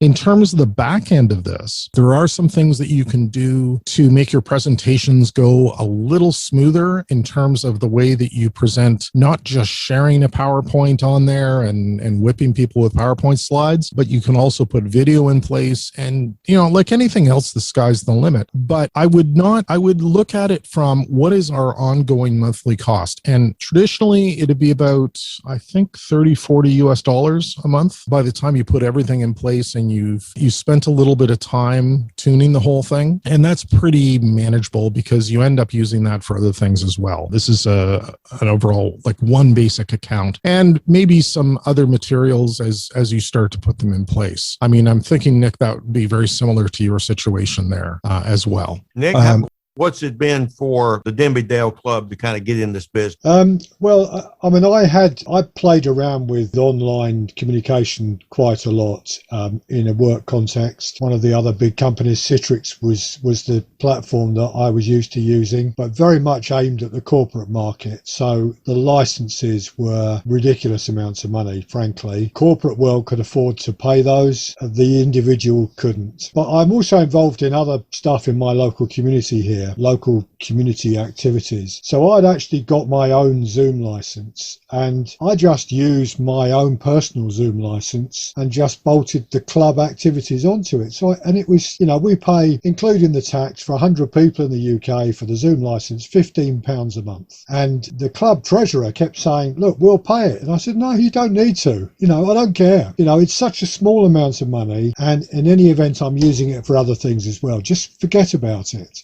But I think the next time my license comes up for renewal, they're going to twist my arm and tell me they're going to pay for it this time. That is not unlike many members back 10 years ago when projector screens for PowerPoints and other things. Yep. Hey, has anybody got one at work? Can you bring it? And you sneak it out of the office. And now certainly you can buy I bought used ones and donated them to clubs, making sure they worked well for little clubs that were getting started, just so they can have speak. So what you're saying, Nick, is you were doing that as a pro bono support as a club member. And so you've got things, as Rod said, you just kind of have around already. And so on the margin, it may not cost much at all to a club. No, exactly. And I think there's a lot to be said for that. I mean, I had one of my greatest privileges last year was being approached by the GQRP Club, of which I've been a member from about the time that George Dobbs first set it up. And they approached me after Steve Hartley had spoken at one of our online meetings and said, look, would I help them turn their convention into an online convention? I remember that. And I was so pleased to be involved in that and help them do it. And we did it virtually without spending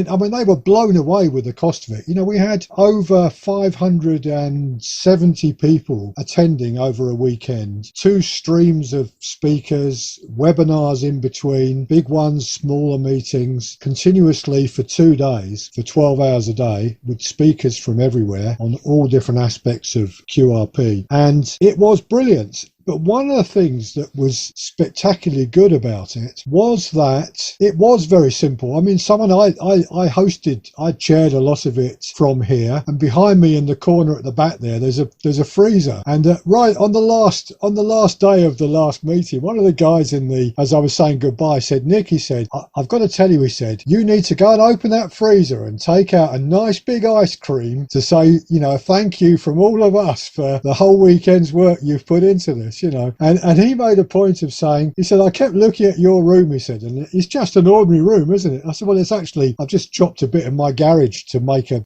ham shack for myself. And it's, you know, the garage traditionally in this country, we stick a chest freezer in it because it takes up a bit of space. And he said, well, that's what I like about it.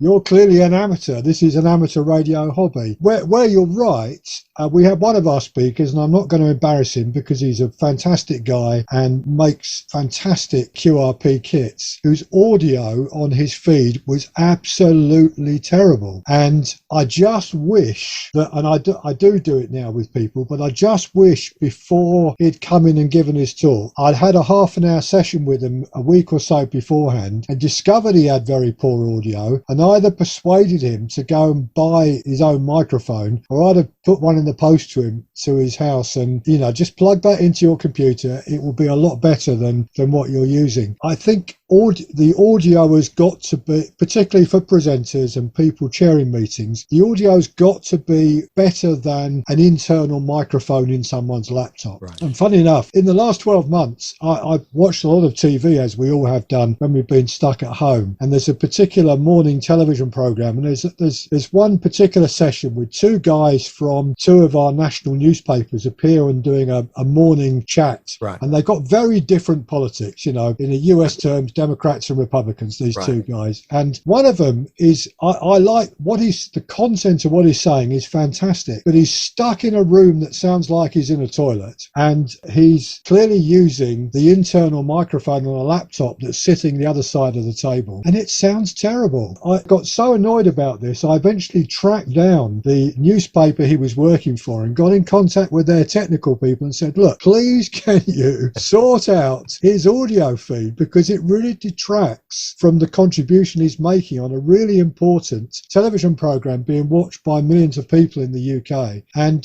they did, I'm pleased to say, but you still get it. You must get it in the States. We still get it here. We have government ministers and senior politicians and people who appear from their rooms, and sometimes you just wish someone would have had a little conversation with them to sort that out beforehand. The ICQ podcast, we don't take advertising. The way we do it is we pay for it out of our own pocket, or we have some very kind listeners who send a little one-off donation. Some send a little bit every month, and we have bought a microphone or 2 for some of our regular presenters. Now we have like a dozen people. So as you said, Nick, we've had some disparate quality audio, and I think you've touched on something that there's a bare minimum. You've got to have the audio. Period. having the next level up decent video. It doesn't have to be full HD, but the 720p is certainly probably a minimum. And those things have just come down. I think to some degree, it's not money, it's knowledge about getting a better mic than what's built in. And I know the person at the big box store that sold you that laptop said, it'll be wonderful on Skype and Zoom. We don't need anything else. Well, yeah, sure. But there are things that can be done in it. Is it fair to say to both of you that it's a little like ham radio? You can get on HF pretty cheaply and have a fine ham radio career very inexpensively, or you can spend a whole lot of money and also be on ham radio. Is this kind of an analogy that you can spend a little or you can spend a lot? Yeah, I think that's fair. I'll give you an example of that. And I think it's less important as a participant, like, because what we're talking about are these online meetings, and I don't expect every participant, but boy, does it make it easier, more enjoyable for everybody when the audio is smooth.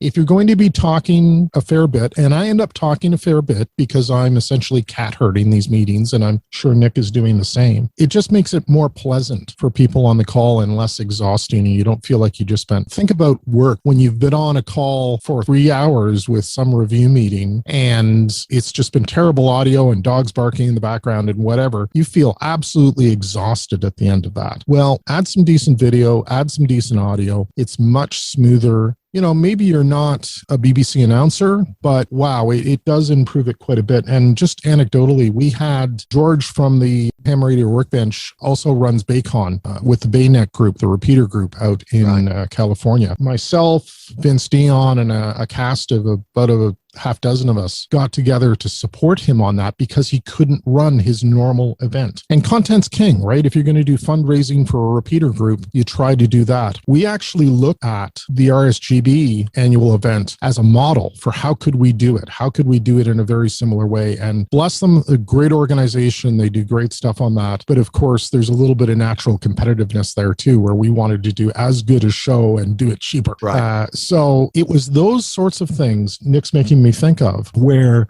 we spent a lot of time rehearsing. We spent a lot of time refining our signal, even understanding the way that Zoom algorithms work so that we would have better quality video, little tips and tricks like that when we went to present slides. And if you spend that time, and there's a gazillion YouTube videos on how to do this really, really well. But if you spend that time with it, you end up with having pretty good production. You can see our stuff.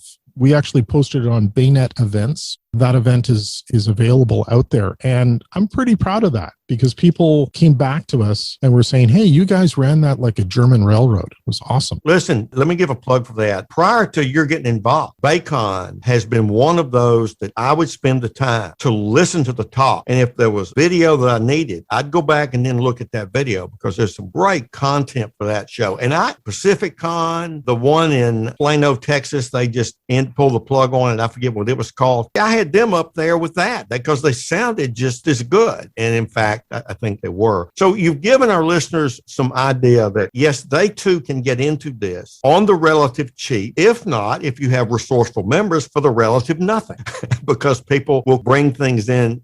Or if you so choose and you want to, and you have the motivation, you can ramp it up a bit and have certainly a little more of a professional one. And Rod, I want to end with this. You bought something that I've heard you talk about that is a really cool device that if you want to move up to that next level and you see yourself having multiple input, this will make your life simpler. What is it? So I think you're talking about the A10 Mini. Yeah. When you're doing presentations and events, as the presenter, if you want to keep a very smooth transition and you're not going through that inevitable, wait a second while I figure out how to share my PowerPoint, you want to set up these things in advance. There's a company out of Australia, bless them, called Blackmagic Design, and they have totally shook up the small level video production industry by creating this thing called an ATEM Mini. It's a video switcher, so you can take up to 4 channels of HDMI in and transition, and it outputs and pretends that it's a webcam. So you can run a fairly high-end camera, although in my case, my camera looks like a point and shoot. It's not very fancy at all. A little Sony unit. It's wonderful. You can add that. You can intercept the screen on a secondary screen where you've got your PowerPoints already up there. You can transition easily between them. I am certainly not a paid promoter of this product, product. But boy, have I seen this spread like wildfire through organizations, and I love it. And it's really not that. It's like, what, $200 for this thing, for something that used to be like $5,000 for this type of functionality. It's on my drawing board. And I think for our listeners who may be at a point where, okay, we're doing these Zoom meetings and they've, like Nick and the Denby Dale, they've really enhanced our club. We want to make it a little better in terms of having, maybe we're going to have a couple of speakers like I'm kind of having now for audio, that Sony Handycam or that Canon Vixia that you got laying around that's kind of not the leading edge on stuff anymore. Wow, you need an HDMI video capture card. It's going to go into this unit that Rod's talking about, and suddenly you've got a much better camera than that $100 webcam that I'm using right now sitting on my monitor. So there's some things that it will leverage that may not be getting the love that you're putting into them. So Blackmagic is just one of those companies that's been kind of an innovator, and I wanted you to talk about it because our listeners may be involved. I agree, but I just wanted to also say, for me, content is king. Absolutely. So yeah, I totally agree. We need to have baseline production that it doesn't look terrible. We're waiting 10 minutes for someone to get their PowerPoint on the screen. One of our most popular meetings in the last few weeks is that we invited Jeff, W0CG, who lives out in Curacao in the Antilles, who looks after PJ2T, the Caribbean contest station. And there was an article in QST that struck me, which is why I invited him, where they just had their 1 millionth QSO. And I was thinking, wow, I've had several contacts with him in contests over the years. And so I dropped him a note saying, would he come and talk? Luckily we set up a meeting. And he had his laptop and he said, we might have some technical problems. The power supply goes down and we haven't got a generator and it might suddenly cut off. We hope it doesn't. And he said, how do we want to do it? And I said, well, look, I think what people would like to know is what it looks like, where you're located, what kind of antennas you've got, what the operating system is. And he said, look, I said, have you got a phone? And he said, yeah. I said, have you got a Zoom on the phone? And he said, yeah. I said, let's use your phone.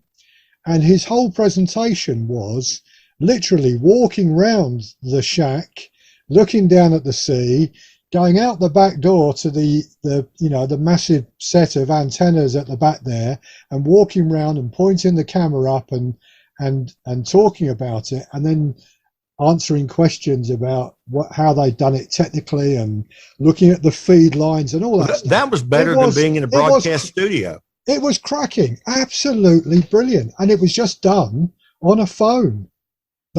His whole presentation was done on a phone. No PowerPoints, no pictures, nothing. Right.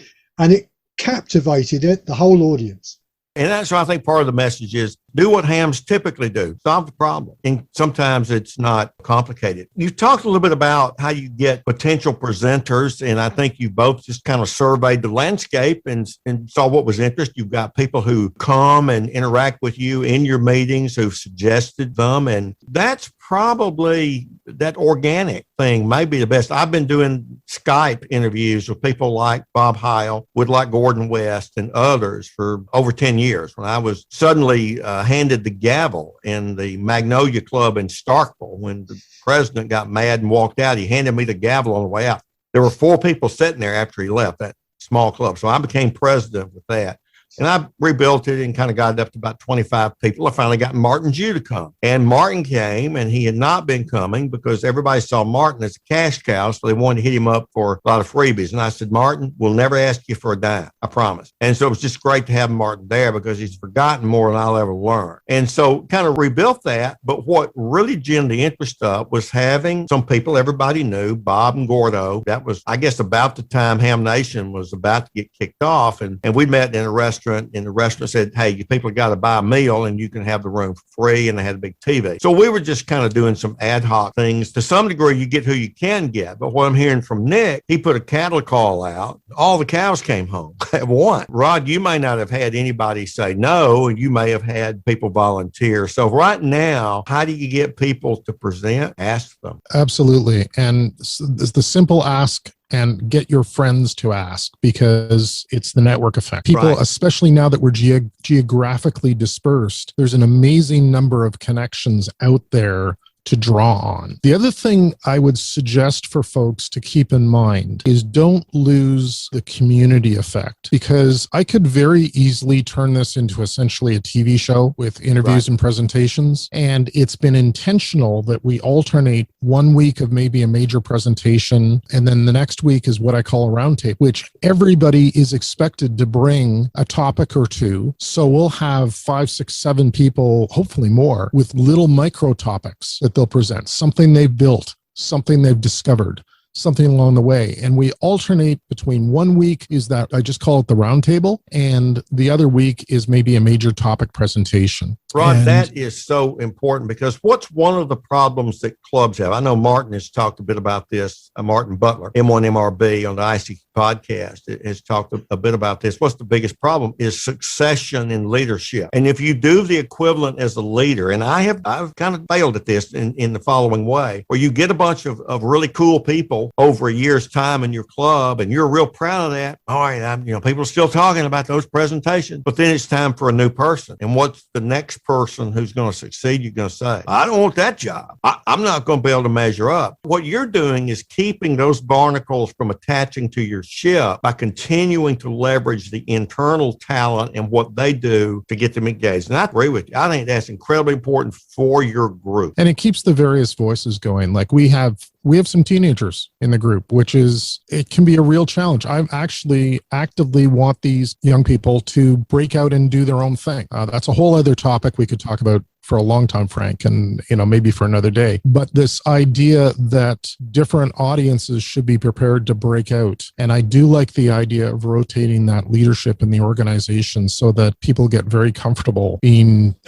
It's not about being in charge. My gosh, it's cat herding at the best. But it means that you get enough of the voices out there, that you get enough variety, and you also get a pretty good sense of where the group wants to go. Because it's not up to me to be Julie, the cruise director, and to say, hey, we're doing this now. And for everybody else in the audience to go, hey, entertain me. That's not what a group is about. And creating that passivity, just like TV watching has reduced physical recreation. You've touched on a very key part. Being a sociologist who studied groups for over my career, what happens when you have somebody whom I like to call Johnny One Note? You ask Johnny to do it, Johnny's going to do it, and Johnny's going to do a darn good job. No complaints here. Problem is, the longer Johnny does it, the more ownership of the group Johnny feels like, this is my club and we're going to do this. The club's dead, but the blood's still flowing. You just hadn't recognized that gangrene is setting in. And Rod, I think you're touching on the thing that will keep them vital. And Nick, from my at least exposure to Denby Dale, you've got enough of that going in your club to keep that. And that's a important thing for the livelihood of a club. Just like a corporate raider who comes in and buys a company, they don't care about that company. They're going to sell the bits and pieces, take their profit, and walk on. If you make it too much like the TV show, you may look great as the president or committee chair, and you may go on to your other things that you do, but you're going to leave a vast human wasteland in your wake. Nick? Yeah, one of the things that I realized, and I agree with the point you're making about the kind of domination by a single person. So Rod and I have got a similar role in the meetings, keeping it flowing, introducing people, making sure nothing falls apart and nothing untoward happens, and carry on making it interesting. We almost run 2 or 3 meetings in one meeting, because I open the meeting room a good 30 minutes before it's due to start, and there are people regularly who come in right at the start, and they just want to have a bit of a chat with you about 1 or 2 things. And I'd quite enjoy that, and I respect the fact that each week there are different people that turn up, want to do that, almost one-to-one. Just if they get in early enough, I'm going to get a one-to-one chat with Nick. And that's the virtual water cooler. Yeah, and then I like that. And then the other thing that we've done in our club is that when we finished the talk and everyone's had their say and they put their questions and made their comments to Frank when he's come along, and we've thanked him and we've brought it all to an end, I've then completely withdrawn, and I've said, look, I'll tell you what I'm going to do now. I did it right in the early days, and I've carried on doing it all the way through, partly because it's actually quite tiring, isn't it, Rod, to look after a big meeting and keep it all going, and you've been on already for 2 hours, and it's quite exhausting, and you just want a break, and your voice needs a break as well. So I said, look, I'll keep the room open, and if anyone wants to stay and have a chat, you can do so, and I'll just disappear. So I turn the video off, turn my audio off, and disappear out, and go and get myself a drink and a yogurt and have a relax. And a couple of times I've peeked back in and just seen who's there, and there might be, it starts off with 20, 25 people, and after about an hour there's about 10, 15 of them, and actually, blow me, I've gone off to bed late at night. It's knocking on midnight, and there's still 3 or 4 of them in there chatting away, and I just leave it. I just leave them to chat. Zoom switches itself off. You both touched on this human element of that social organizations, what I like to call it, that vibrancy. Yeah. You said 2 things I want to point out to our listeners. When you're in leadership, you're serving others, not as much about you. You may be the front peak, but if you don't look at leadership as serving others, and in a sense, you're cutting yourselves out of the bang you get as just a regular old member. You're giving up, not getting. That's rule number 1. That's standard leadership training. And a thing that I want to segue to, because you just now touched on, what's the end quote burden, not in a negative sense, but what's you've been doing this at least a year, but what's your sense of the burden? We've seen so many podcasts and people get on and they're fired up and they're doing a good job, and a year later they're gone because they burn themselves out. What would be for our listeners if they wanted to get into doing this? What's the relative burden doing what you're doing? Nick, let's start with you. You've got to give time to it, no doubt of it whatsoever. You've got to give time to it, and there have been 1 or 2 moments where I've realized I've given so much time to what I'm doing behind the scenes to keep it all going and keep the show going and look for other stuff. And incidentally, one of the things that's happened to me in the last few months is I'm being approached more and more by other clubs who want to learn how we've done it. So I've literally just in the last fortnight had a chat with a guy in Scotland who's joined our club actually, but he wants to get the 3 local radio clubs to collaborate together and do what we're doing down here in Yorkshire. And he wanted to pick my brains as to how to do it. And it looks as if that's about to take off. Frank, you're going to go and talk in the northwest of England, I think next week. Next Tuesday, right. The joint meeting of Bury and Warrington clubs. They're quite big towns in the northwest of England, but much bigger population than where I live here. And they've got quite big active clubs, but they're now working together. And I had a chat with the guy there that wanted to try and copy and emulate what we're doing and bring these 2 clubs and get them to share what they're doing. And I've seemed to have ended up, and next week we're doing a joint meeting with a club in the south of England where we're bringing both our clubs together for a talk. We've had a similar link up with the Long Island CW club, which is all online, of course. And one of our YL members wanted to learn Morse and discovered Long Island. And then she said to Howard, who looks after that club, Howard, would you come and talk at our club if I can get them to agree? And he did, and we've had a number of joint meetings together, and we've both participated in each other's clubs. And for me, it doesn't make it a burden. It makes it a delight, because this is the joy of amateur radio for me.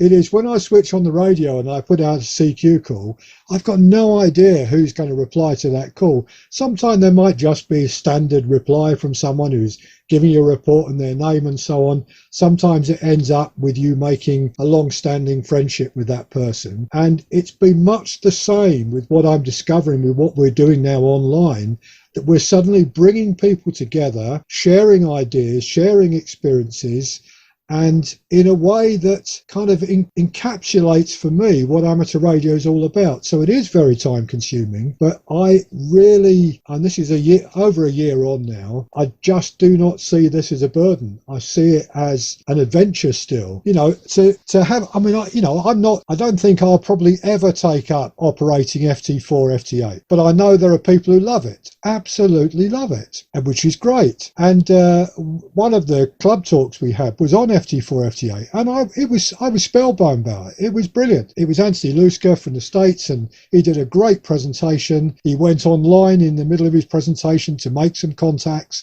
talk people through what he was doing. It was I really enjoyed it, but I'm never going to do it. But I still enjoyed his talk. I'm getting so much from this personally that it's actually rejuvenating my interest in amateur radio as a hobby, even if most of my hobby is sitting in front of a Morse key, chatting to people on CW. It doesn't matter. I'm still getting a lot out of it myself. So it's work, but not as you know it, as Mr. Spock might have told us. So your emotional checkbook is still running in the black. You're getting a lot more coming in for your activity than going out. Yeah. Rod, Definitely. how about you? Yeah, that's a very interesting question, because I think I do it because I enjoy the community we've created. And I think it gets, and maybe here's my advice buried in this somewhere, is I think it becomes a very different thing if your audience, if your group was going to be 200 or 300 people. It would stop there.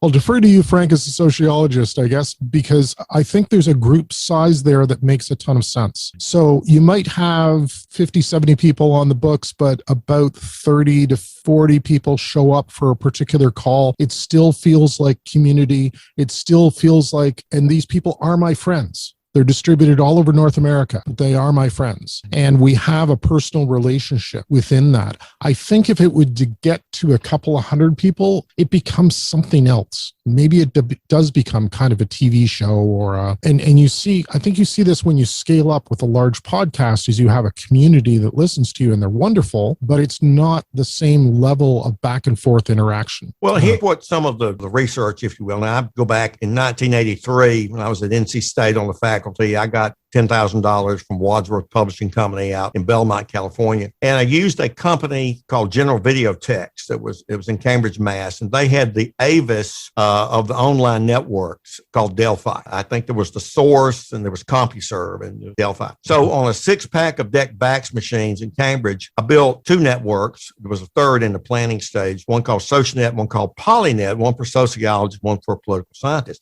Available in 60 countries around the world before the internet, using packet switch carriers, GTE Telenet and another one called TIMNet, TYM, TimeNet used it, but called TIMNet. And so began that. ASCII screens, the only baud there is, 300 baud. Everything else is actually not good use of baud, as you know, Rod and others. And you had an 800 number to call them if you had problems. If you're having a dinner party, when you get more than 7, it's not going to be one conversation anymore. There just seems to be a law of sociometry.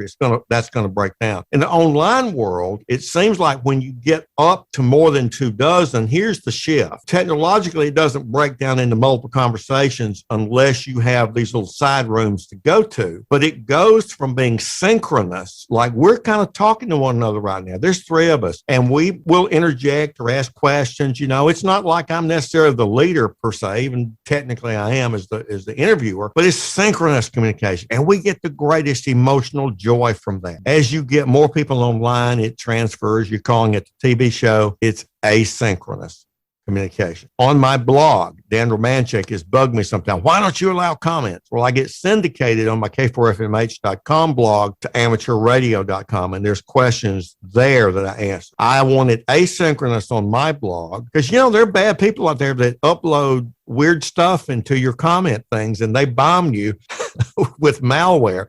So I cut that off due to security. That's kind of what happens. And so what you do is you morph, instead of multiple group, into asynchronous. And what's asynchronous? It's television.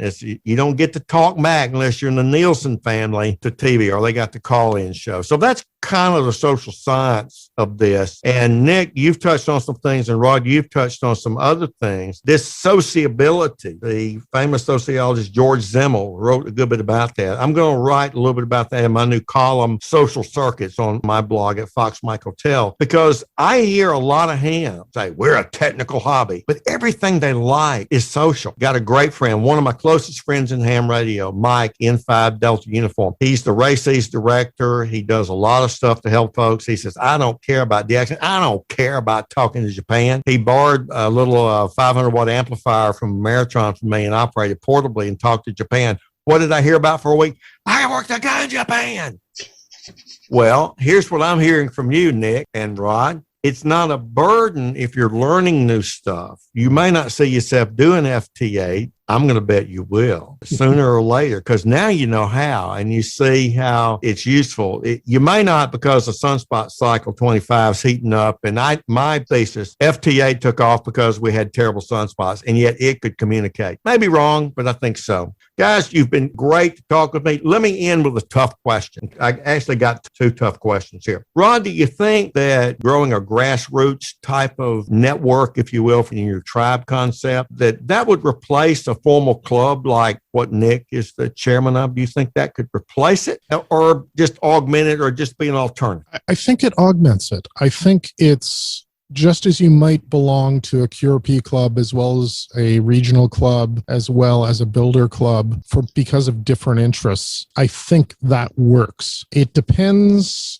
For some people that don't have the privilege of having a local organization that they could belong to, I think it certainly helps. It will not replace our breakfast here in town, because I still enjoy that. And even people that are on my call, on the Cycle 25 call, keep coming back to me. And one of our side conversations as we start up is always, hey, when do you think we'll get back to breakfast? So it doesn't replace that, but it does give people a lot of choice about who they hang out with, who they enjoy the company of. And I think that's a really important distinction, because we don't always get that privilege when we're dealing with geographies. Now, Nick, unless Amazon really gets these drone deliveries in play, you can't deliver Denby Del Pie and peas through Zoom, right? So what's your take on this? I think it's going to be running these things, as Rod said, alongside each other. So I think the very first thing we're going to be doing when we can do physical meetings is doing some joint portable operations together. We've got some fantastic hills. We've got some SOTA summits that are climbable by some of our oldest members are capable of doing them. And just being able to very loosely say on Thursday, the weather looks like it's going to be fantastic at the weekend. Why don't on Sunday morning we go up to such and such a location and let's go and play radio? And we turn up with one of those push-up fishing poles and a bit of wire and my little radio and a small battery, and half a dozen other people are doing the same thing, and someone brings along a gas cooker for putting a kettle on and heating up some bacon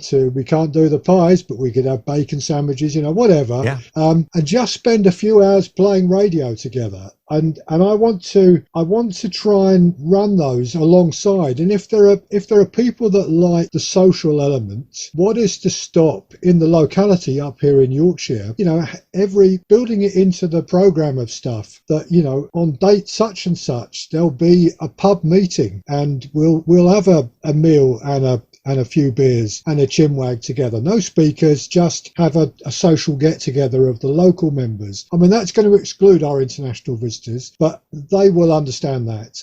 Sure.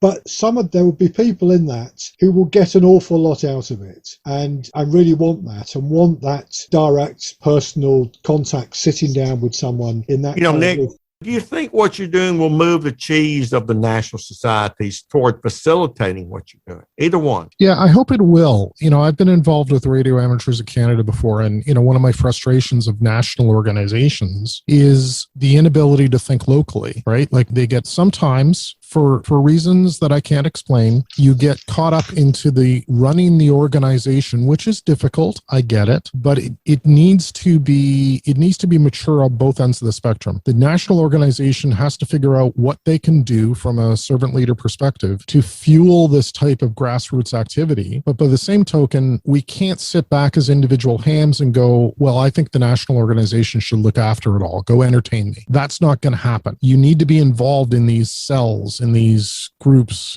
we call it tribes, in something that is actually driving the format forward, or just the interactions forward. Do I hope that the national organizations will recognize this and go, hey, how can we support this? How can we make this happen? Sure. I'm sure the first thing I'm going to do is get a phone call from somebody saying, hey, how do we make more of this happen? And I'm going to have to really think about that, because I never set out to do this as a model that would be a national thing ever. But if I sit down and think about how could many of these organizations exist and thrive and support hams, there's probably some ideas in there. I'm open to anybody's idea. If you want to send me something, I'd love to hear about it. Typically, national organizations who've been around for a long time, and of course, the ARRL has been around for a century, Nick, I'm not sure how old the RSGB is. I'm sure it's similar age, at least 100 right. years. Yeah. And RAC, I don't know. They may have been around about that period of time. They tend to lag innovation that tends to bubble up from local parties like yourselves. Quite frankly, as a sociologist, that typically is what. And, there have been futurists that have talked a bit about this, where they're a bellwether state, that everything that becomes a deal started in California, Florida, or New York, or whatever it is. So you folks are certainly doing that. So hopefully they'll get on. Let me really end with this. Now, will you continue your Zoom meetings after the pandemic is in our rearview mirror, clearly? I think absolutely. Only because our group is geographically dispersed. Now, will we do other stuff? Yes. And, what Nick just said about going out to do summits or to do even barbecues or field day. Wow. Do we ever want that? But I think the group will continue to exist. Will it be weekly? I don't know.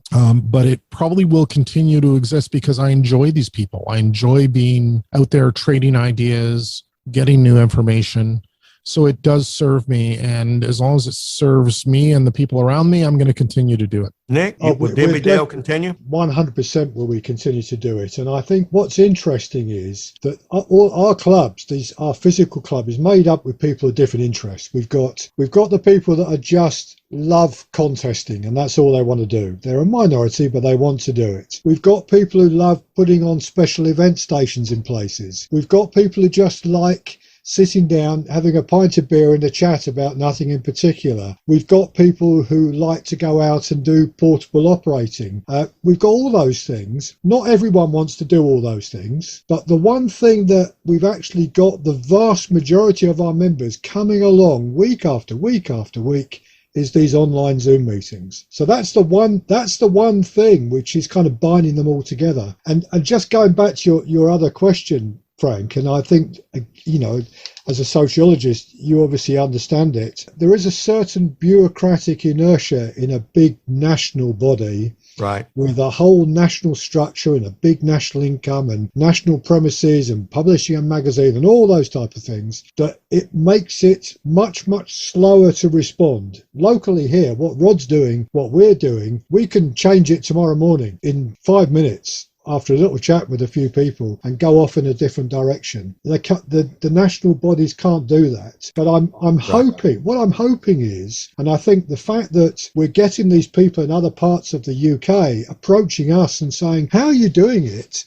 And we want to go and do something similar. And we think it's a great idea linking up doing this, that actually it will come from the bottom up and it will reach a point when so many people are operating in the way we're operating. I think we'll have made the hobby a lot more relevant to people and given it the potential to grow in a way that perhaps 5 years ago people would have been skeptical about, because all these clubs were withering. All these clubs were dying with fewer and fewer people turning up and being members of them, and the hobby to a degree was dying a bit. Two things have happened in the pandemic. We've had thousands of more people take online licenses in the last 12 months and take up the hobby, and we've had loads more people turn up to our online meetings. So we've got an opportunity here, and I think we've got an opportunity which is an exciting one. We haven't touched on it, but Rob mentioned young people. I mean, before the pandemic, one of our local schools a few miles away, 20 miles away from me, put out an appeal to say, we're setting up a radio club in our school, one of the teachers, and could anyone give us a hand? Anyone got anything? And anyway, I rang this guy and I said, look, I've got an HF radio I haven't used for 15 years under the drawer here, and I've got a VHF radio and I've got an antenna and a power supply. I'd come over. And it turned out no one else had gone to the school other than me. And I gave him all this stuff for their kids in the school. And they've built themselves a fantastic club. They've now got a whole group of them have now got licensed. I think they started off with a club of half a dozen people. 15 or 20 of them have now got their licenses. They've been doing satellite communications they've got into. They've built their own aerial system, the whole lot. And I think I want to see us do more in local schools with youngsters in schools. And I want to see us do more with scouts as well. But in our country, scouts is boys and girls. And I want to see us do more there to encourage and get the hobby and the exciting and relevant bits of the hobby for this time we're living in across to those youngsters and get them to help rejuvenate and come into the hobby as well. That we're not quite there yet. And when I was talking to Rod the other day, Frank, I did say to him that we had one or two young scouts who got involved in the early days of our Zoom meetings have dropped out. And I know one of the reasons they've dropped out is the schools were all shut and they were running all their classes all day long on Zoom. These kids are zoomed out. They're spending, this is, the last thing they want to do in the evening is come along to a radio club on Zoom that they've done for 8 hours of the day. So we've got a challenge there, and it's a challenge I think we can get into. I really do. Rod's already had at least one of the tribal meetings talk about this, and there's some great stuff there, and I'll leave that to you and our listeners. Let me close with this one. You guys are leaders here. You're not the only ones, but I really encourage the listeners to look up Nick, G4IWO, and Rod, VA3ON. The Denby Dale Club in England, and the Cycle 25 Tribe, and take a look at what they're doing. Not every club works as well as, say, the Denby Dale Club or the Sutton and Sheen Club that Martin Butler is the committee chair of, and a number of others. There are some clubs that just are struggling in terms of how they deal with members and their ex-members. So if you're an ex-member of a club and you're sort of disgruntled and you go, clubs, bah humbug, I'm not interested, take a look at these two venues for talk. You may find that you get what you want out of amateur radio by going virtual. And that may be the niche that you get the kind of the sociability, if you will. And there may be a club that then you can find. Is there anything each of you would like our listeners to know that maybe I haven't touched on? I think we've covered off most of it there, Frank. I think the key message for me coming out of this discussion for people out there is if you're thinking about doing this, it really isn't that hard. Form a group, have a specialty, have something you want to discuss, and gather the group organically that way. And I think it works really well. You'll find a ton of support materials out there, or reach out. We'll tell you how we did it. But like I said, I don't think the answer is to make mega groups. I would be really unhappy running 1,000-person group. I don't think it would be workable. Absolutely. But I would be super happy if I discovered that a bunch of these groups were cropping up all over the place and connecting people together in meaningful ways. Yeah. Nick, how about you? I agree with that point that Rod's just made. And I think once you start to get into trying to run a meeting of 1,000 people, it's a corporate thing, really. It could be interesting. You could get great speakers. People could get a lot from it. It's not the same as this. It's not bringing people together to interact with each other and find out what makes them tick and what they get, and getting something from all those people participating. And this is the bit that's really given me pleasure. Just yesterday, Frank, and actually you were copied into it because you were talking there next week, to get a little email to say, thank you for your help in getting us going. You've given me the help, the encouragement and the speakers to get it up and running.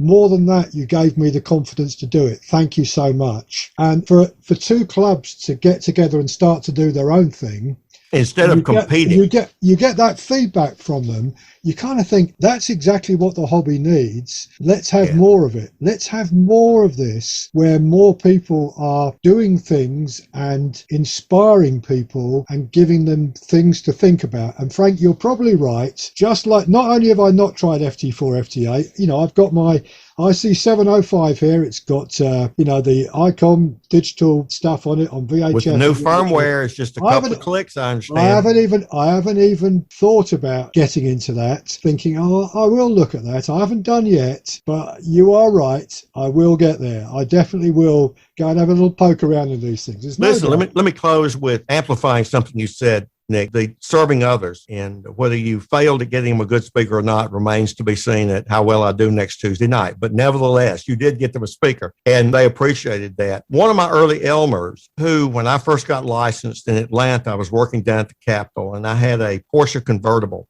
5-speed. And in Atlanta traffic, with a new Yaesu VX8 HT. I was on the Atlanta Radio Club 2-meter repeater. And Arnold Solomon, KZ4ZUA, originally from Brooklyn, but who lived in Atlanta long enough, he had a Brooklyn accent with a Southern twang. He's someone whom I joke, I say, Arnold's the only one who can do AM on an FM repeater. And of course, that gets me to go, what do you mean? I said, he does Arnold modulation on an FM repeater because of his accent. He was kind enough to help me as I was driving a straight shift vehicle in city traffic with a handheld HT and helped me without being rude. And he had every right to be, because I'd step on people. I wouldn't do the handoff properly. He taught me how to do that. About 4 months ago, I got an email from Arnold. He lives outside of Atlanta in a rural area of Monroe County. And he said, Frank, do you think you could help me identify some speakers? A little bit like Nick, the club that you were talking about. Well, here's one of my Elmers. I got 12 people. I mean, well, we would all agree, these are top dog speakers. Wow. And I was able to get them to agree ahead of time. I sent Arnold a list. He shed some tears when he got that. He just was blown away. And I was sorry that he shed some tears, but boy, did that make me feel good to give back to one of my Elmers. And I think as we continue to Elmer each other, as each of you have our listeners of how to do this thing, I think that's that social part of this technologically oriented hobby that I think we'll all know and love. Well, let me thank you for being here, Nick and Rod, and maybe we'll have you together again a little bit down the road to see kind of what new things that you're about. But thank you again for being on the ICQ podcast. That's it for today, folks. We've been happy to have Nick and Rod here talking about what they've been doing with innovating using Zoom technology, among others. And we want to thank you for being here on the podcast. This is Frank, K4FMH, Fox Mike Hotel, saying ICQ. Do you? Well, many thanks to everyone who took part there in our features episodes, and many thanks to Frank, Kilo 4 Foxtrot Mike Hotel, for arranging the discussion in relation to the USA hubs and clubs virtual meeting thing that's going on there. So hopefully continues the food for thought about how our hobby is obviously moulding at this period of time. So as always, we'd like to thank our very kind contributors to this episode, along with our feature people. So Chris, Mike 0 Tango Charlie Hotel, Martin, Mike 0 Sierra Golf Lima, Ed, DD5 Lima Papa, and Bill, Whiskey Charlie 3 Bravo, for taking part in the News Roundtable. Many thanks there for joining us, guys. Of course, we'd like to thank our monthly subscription donors, along with Scott Wright, Kilo 0, Mike Delta, for supporting us this episode. And so if you found value in our show in this episode, please visit www.ICQPodcast.com/donate, where say whatever you find value in our show, send our way, and then say help us keep advert free. The work Martin is doing with the DMR group is continuing to gather pace, and more people are taking part in that group there. So say if you need to program your DMR rig or find out more about say what voice groups to join, say there's a page on the ICQ podcast webpage, and it'll show you all the information you need from there. There's more and more bridges and work going on constantly in that page, so we're keeping it updated as best we can. So say do check out that page, and say talk group 9480 on Brandmeisters, but I say it's certainly getting a lot of interlinking as well. So check out all the information on the ICQ podcast webpage. Right, I think that just about sums up everything for this episode for you. As I say, all I'm going to do is say bid you 73s, and as I hope you have great fun with the hobby over the next fortnight as we work on our next show, and we'll certainly catch you again in a fortnight's time. 73s.